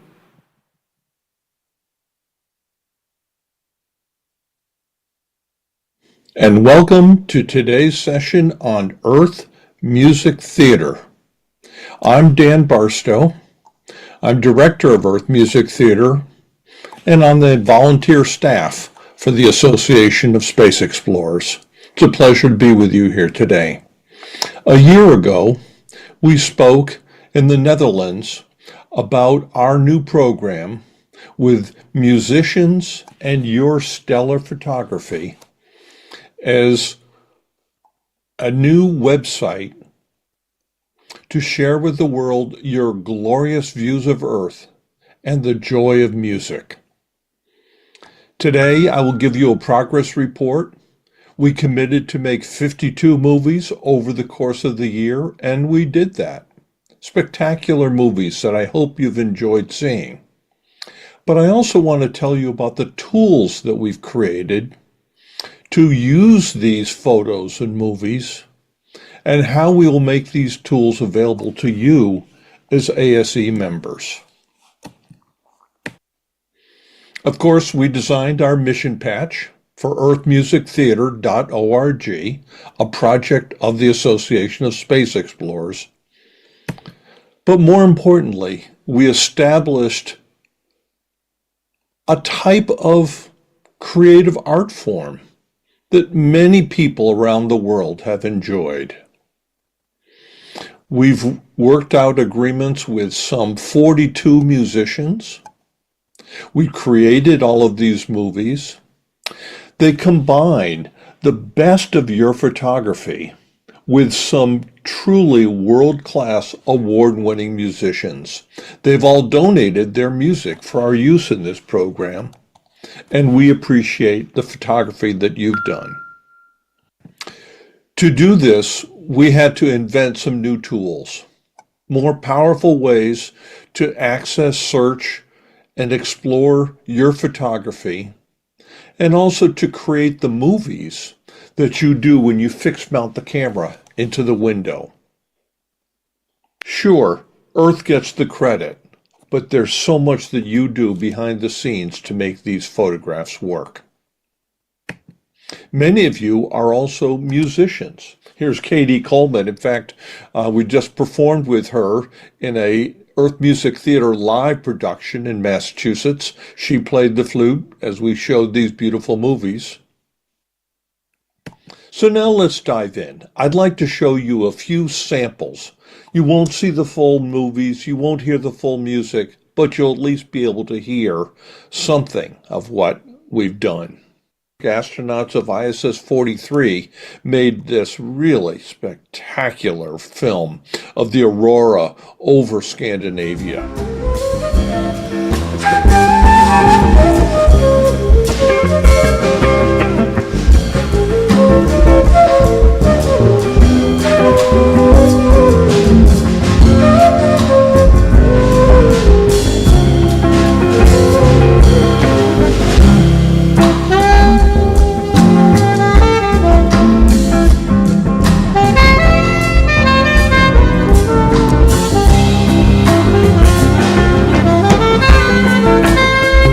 Musician Steve Thomas and his jazz band love to improv. We've done over a dozen movies with him, and in this one he was just warming up.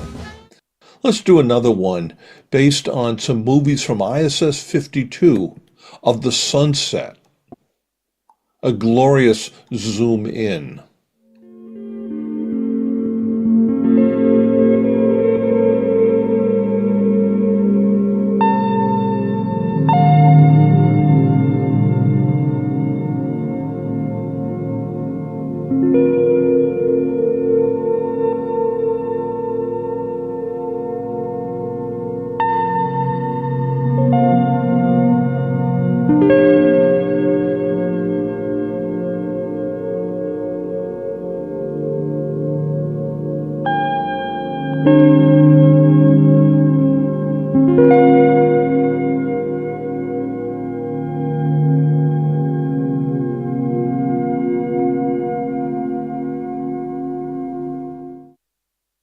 Next, I want to credit a band called Stardust Symphony. They have a flute, a vibraphone, and a harpsichord.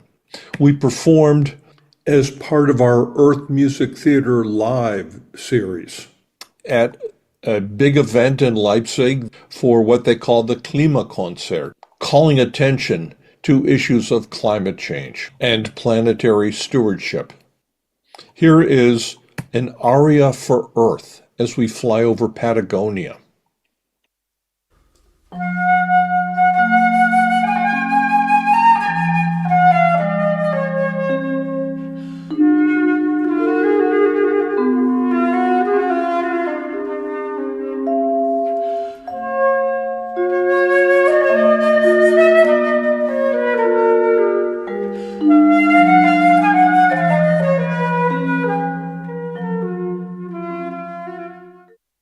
I want to give a special thank you to Gerhard Thiele, who joined us in that presentation. You can see him here in this photograph. Yeah, that's him, dwarfed by the huge screen. I understand that Gerhard is with you in person there in Sao Paulo, so he can answer questions and discuss his role in person. Thank you, Gerhard. Astronaut Sultan Al-Nayati did a really wonderful movie as we come in over the coast of Africa, Sahara, and the Mediterranean. We combined this with music from Viktor Romanov, a very creative thematic musician.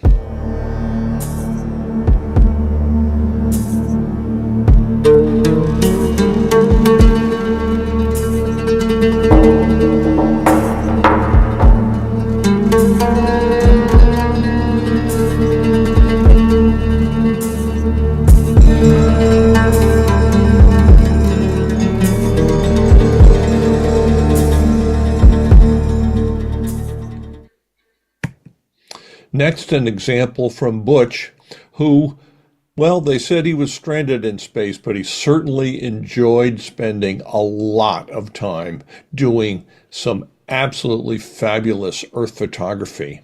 Here is Earth Harmony Sonata with organist Brian Hoffman.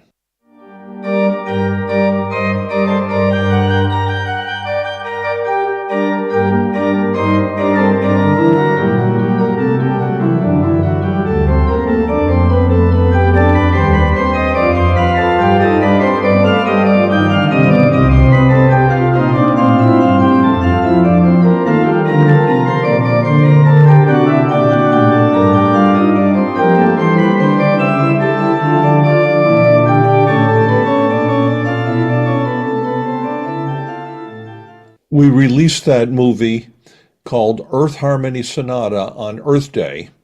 Of course, humans aren't the only ones who make music. With some photography by astronauts of ISS 67, we used whale recordings made by Paul Knapp Jr.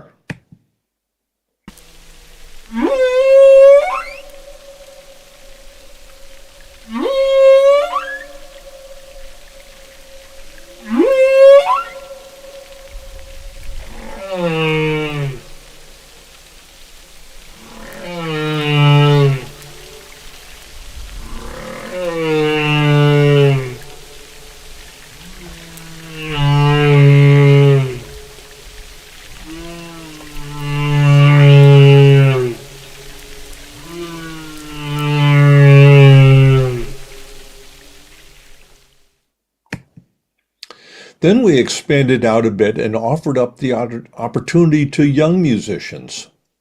Here is Emily Amos of the American Guild of Organists playing a Bach trio sonata as she looks out at the night of eastern U.S.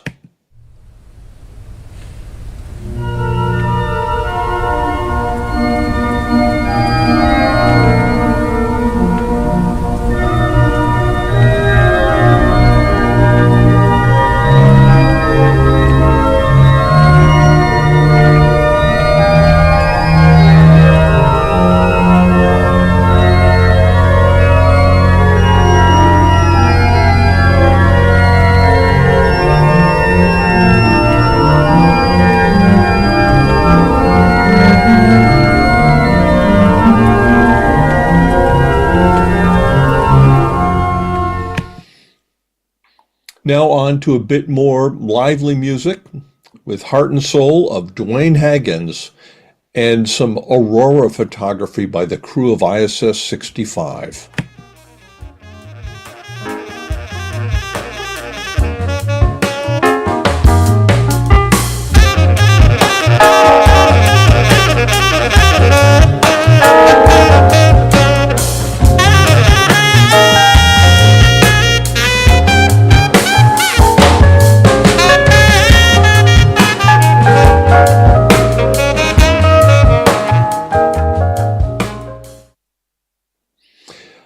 I have to say that Matthew Dominic did some absolutely wonderful photography.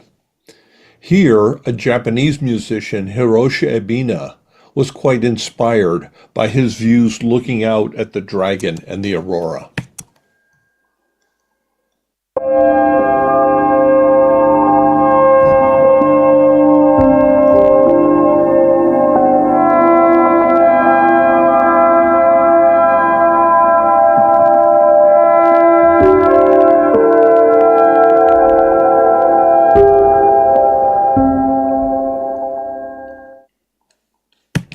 And of course, we have to give full honor and respect to Don Pettit, who is unequivocally the master of this Earth photography. He would carefully wrap himself around with this cloth to keep light from reflecting, and do some really creative music. Here we have an organist from Chile playing some evocative ethereal music.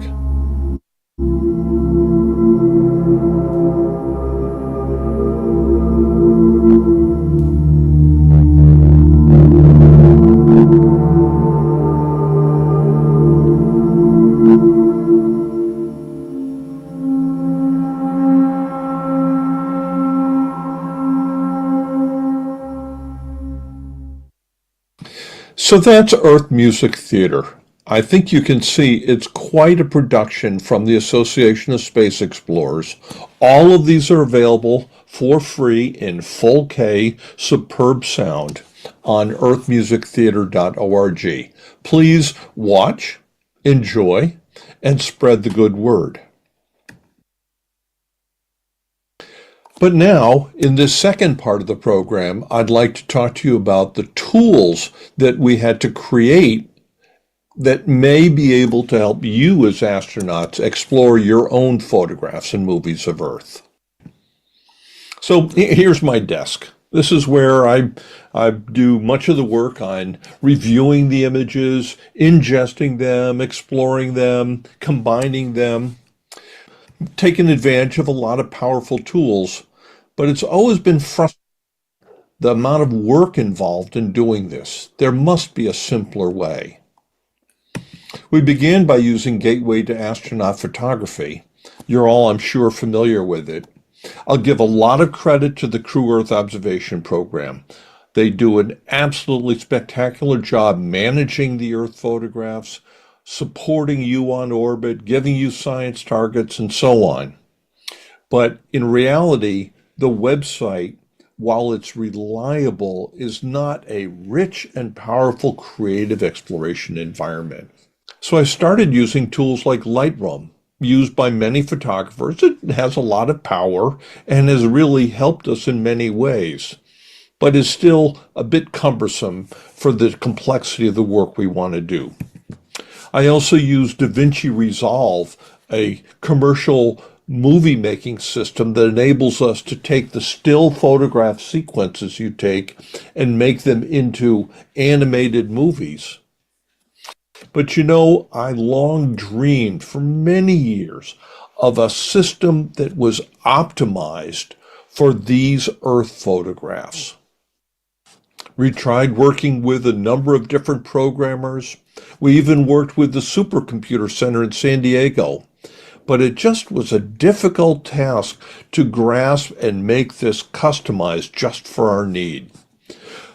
So about 6 months ago, as we were exploring possibilities, the power of artificial intelligence became clear.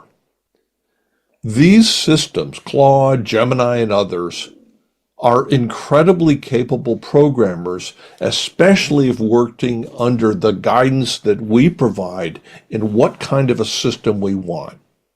We created tools to import the photos, to automatically ingest the data, to create the maps, to identify who the astronaut was who photographed them, and so on and so forth. We also created some powerful searching tools, all of this in Python code that operates now on my computer and ultimately will work over the web. One interesting insight I found is that when you photograph, you have kind of these study sessions, I call them, where you go to the cupola for 5 minutes, half an hour, or more, and you explore Greece, for example, as you approach and recede from it. You zoom in, you compose things, you try to show some sky or not. You are artistic and expressive in these kind of work sessions. So now this system automatically groups things by your work sessions. It helps us navigate our way through. and even automatically create the movies. This is what we call the magic movie machine. We do this in 3 phases. The first phase is now done, this internal system. The second phase is what we're providing to you. We will adapt this system over the next several months, working with several astronauts, to use this over the web for you to explore your own photographs of those of your expedition or other things that might interest you. And hopefully pick your favorites that you think inspire musicians. We'll build this into the Earth Music Theater. Ultimately, we're transforming Earth Music Theater into a much more powerful system for creativity by both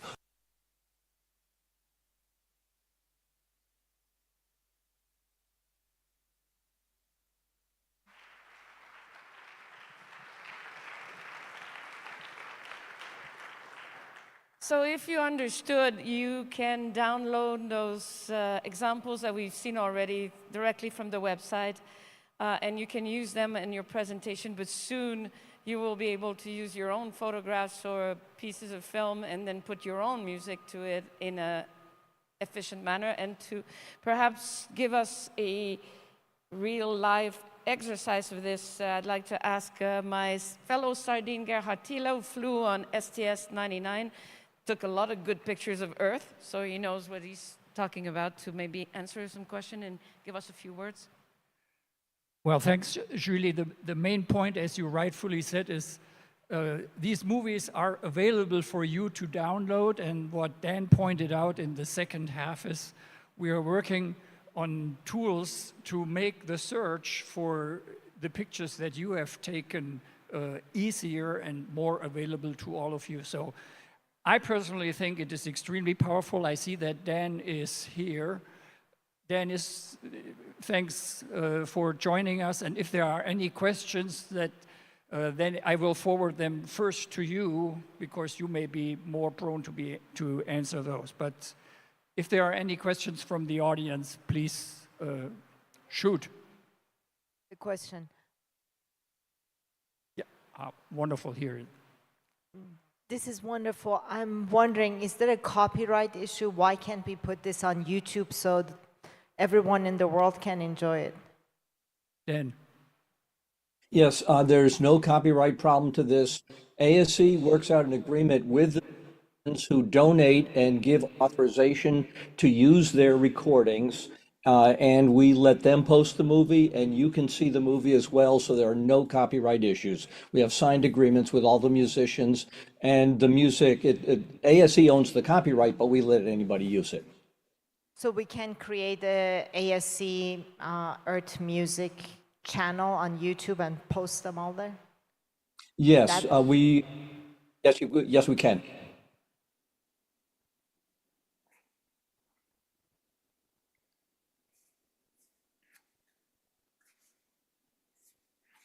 Yep, Julie. Any other questions for Gerhard or Dan? Good. Dan, thank you so much for putting this video together. Thank you. And if I can just say, if there are any astronauts who are especially interested in helping in the next phase, we'd love to work with you, and you can contact Andy Turnage to work out details. Okay, you'll have volunteers for sure. So this is the last session of technical sessions at this Congress, but the good news is that if you are willing, we can start our General Assembly early and then finish early tonight, so we can have a nice supper together. So after this session is over, can you please remain the flyers here? We'd like to take a photo. I think, Marcos, you'd wanted one.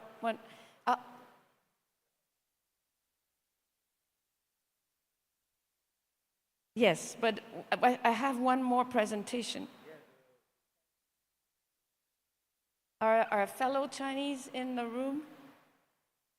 Yes, they are, some of them. They're outside? Okay. We will figure this out after this next presentation. But please, could you please stay? And then let's get going with our program if you're in agreement, and then we'll finish early, right? All right. So last but not least, another fellow sardine is presenting to you a moon house project. That's engineer and particle physicist Christer Fuglesang from Sweden. He was selected by ESA in 1992 and then was a backup for Thomas Reiter for the Euromir 95 mission. He then joined the class of 96 at NASA. He's a veteran of 2 spaceflight, STS-116 with Bill Offerline and Mark Polanski, and of STS-128 with Nicole Stott. I think she's flown with everybody, Nicole. That's great. And I heard Christer present this talk at ASE in Sydney just a few weeks ago. I was mesmerized, so I immediately volunteered him to present it to you. So here you go, Christer. Well, thank you, fellow Sardine. You know, I just get the feeling, first of all, I'm very proud to kind of be the last speaker of this fabulous conference and everything, but I know how many of you astronauts have heard when you go up, you've been speaking and then someone comes after you and they say, oh yeah, now I'm going to talk after an astronaut. Well, I'm going to talk after 20-some astronauts, and I'm going to talk about art after some real artists. But when Julie asked me to give this talk from there, I was very happy. So I'm happy to do this. It is really work with others. Mikael Genberg, who is the artist. Victor Pettersson, who is actually a student of mine, and he did his master thesis project on the technical things here. And Emin Winterhav, who is the technical lead to implement everything. So this moon house thing is a kind of idea which was came up by this artist Mikael Genberg, who's a very creative and entrepreneurial artist. It's not always they have these artists have these both kind of things. So in 1999, he got this idea. Well, let's put a red house on the moon, a typical Swedish house. All over Sweden, you will see these kind of small red houses with white corners. There are thousands and thousands of them everywhere. And I want to actually use his own words on his kind of thinking about it. The moon house carries a poetic undertone. It reminds us of our roots and our home on Earth, while symbolizing our dreams and ambitions to explore and expand beyond our known boundaries.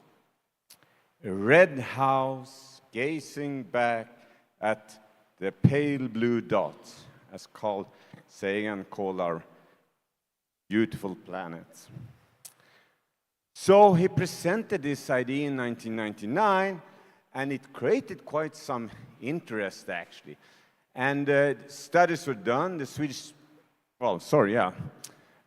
Should rather also say that Mikael Genberg, the artist, he had already used this kind of concept of the Swedish red little house in various places.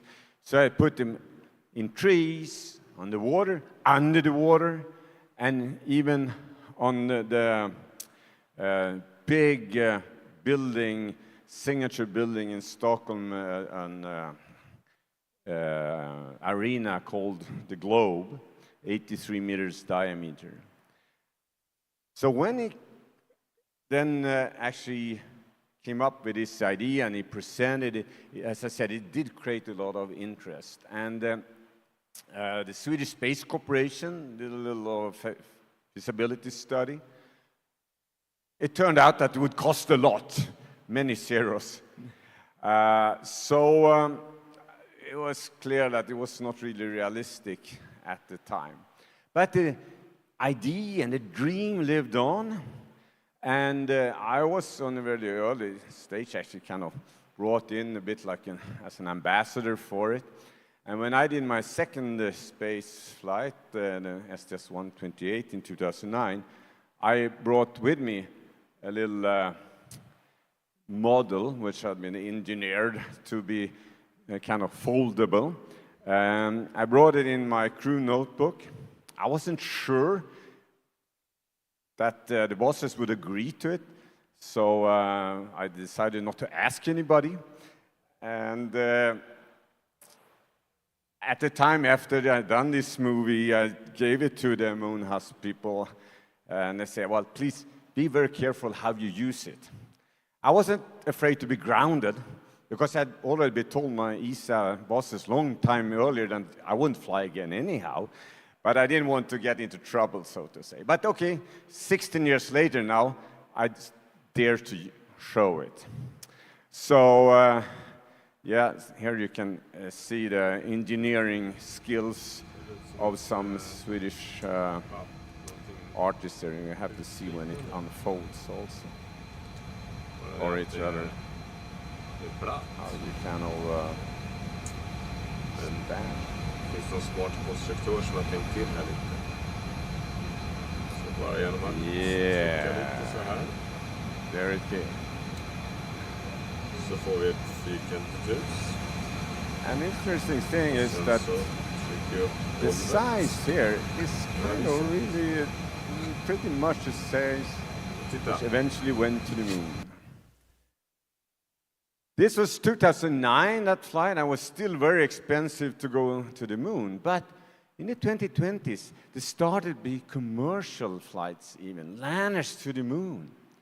And it became a possibility, without many zeros on the price tag, to get to the moon with an artist item.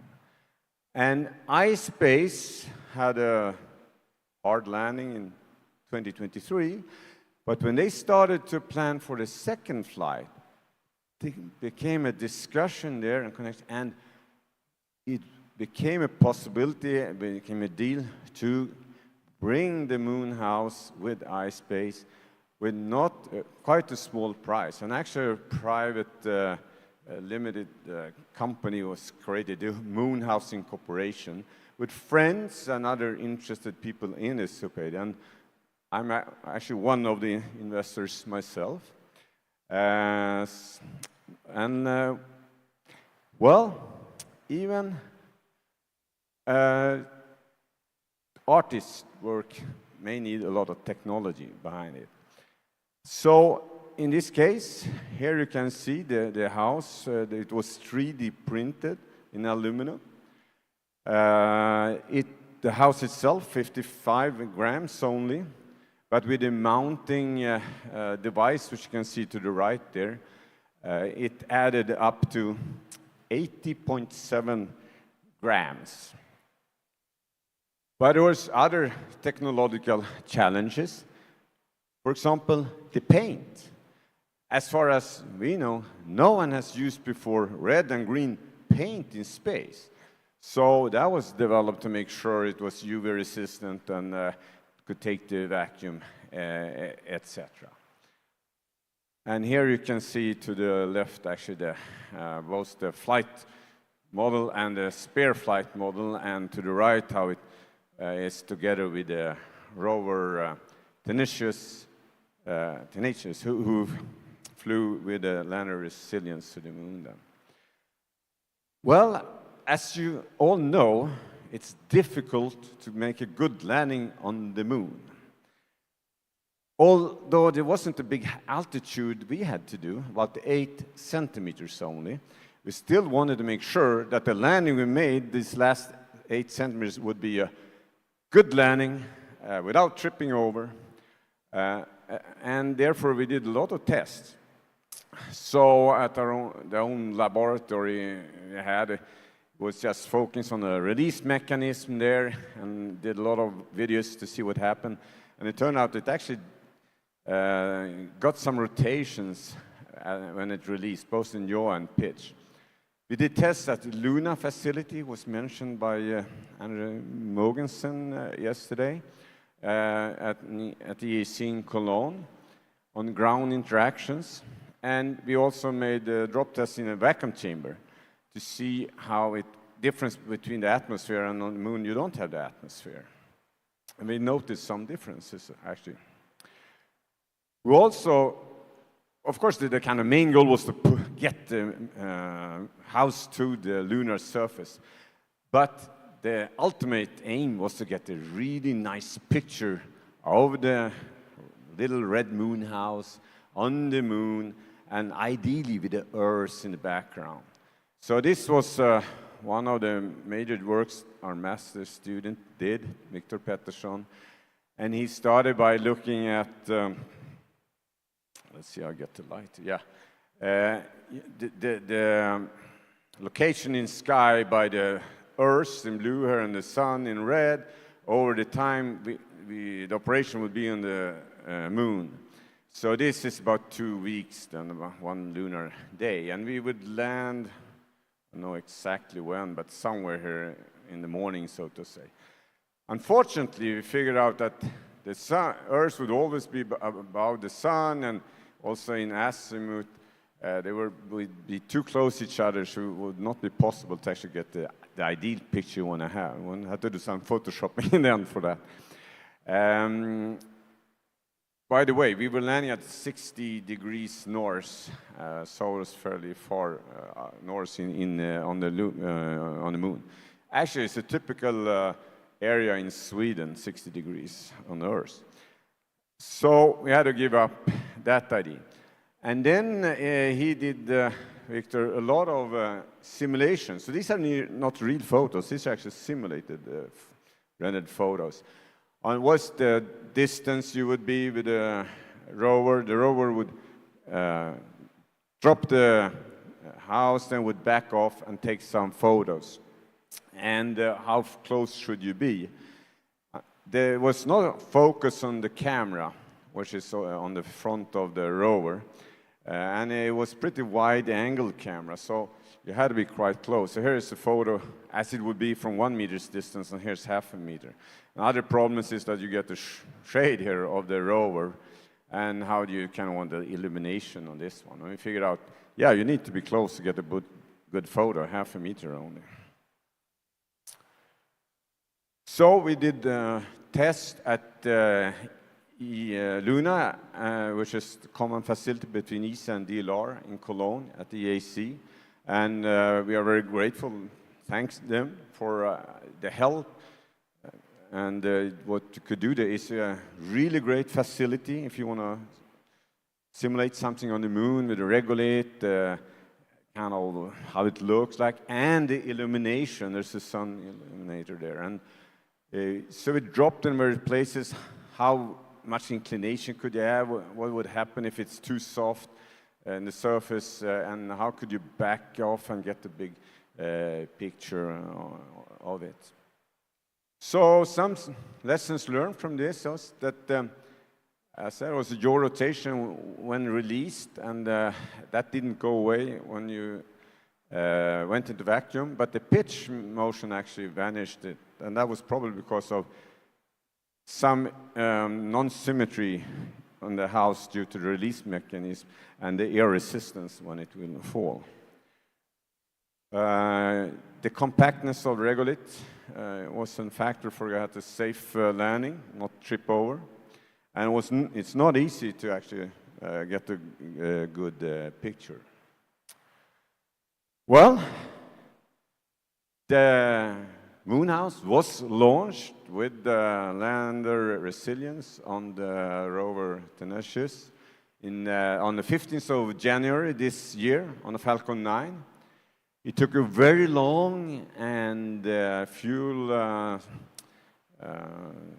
very little propellant road, so to say, to the moon, 1.1 kilometers. Went into lunar orbit at the end of May, And then on the 5th of June, the landing operations started. Unfortunately, at altitude of about 190 meters something, the signals were lost.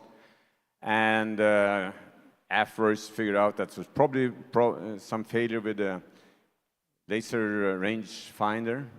So it just crashed down, and the likely landing speed was something like 50 to 72 kilometers per hour.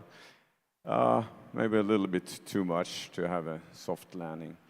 And, but interesting is that a few days after the hard landing, the Lunar Reconnaissance Orbiter took a photo and could be compared with an earlier photo. And certainly there's something there. And the moon house is there. The moon house is on the moon. We don't really know the shape. But I am sure that one day, when we start to fly to the moon regularly and we walk around there, somebody, they will go to this space and they will look for it and they will find the moon house. Who knows? Maybe it fell off and rolled and it's actually standing there exactly like that. Someday we'll find out. Thank you.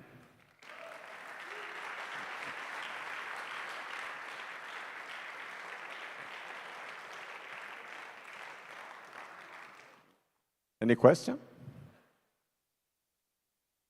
Many more technical details I can give you, but not everything. I think everyone is waiting for the meeting. All right, thank you. Thank you, Christer. What a treat. What a treat. And I really look forward. I hope it happens in my lifetime that someone goes and gets a picture of the moon house. Okay, well, we did make up time, ladies and gentlemen. The first thing is that we will adjourn the technical session at this point. I'd like, again, the flyers to stay and the companions. We will take a photo with our Chinese colleagues who are in the room. I see them.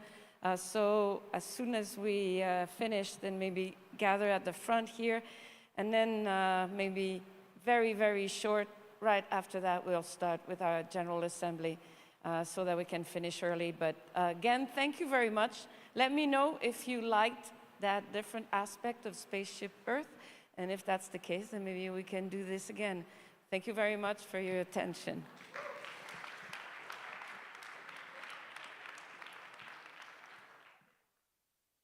Presenters here, so just for Oh, yes. Yeah. Can I have the presenters, please, for a last photo, please? Right in the middle. Well done. Well done, well done. Well done. I'm not going. You just go in the middle, and then we'll take...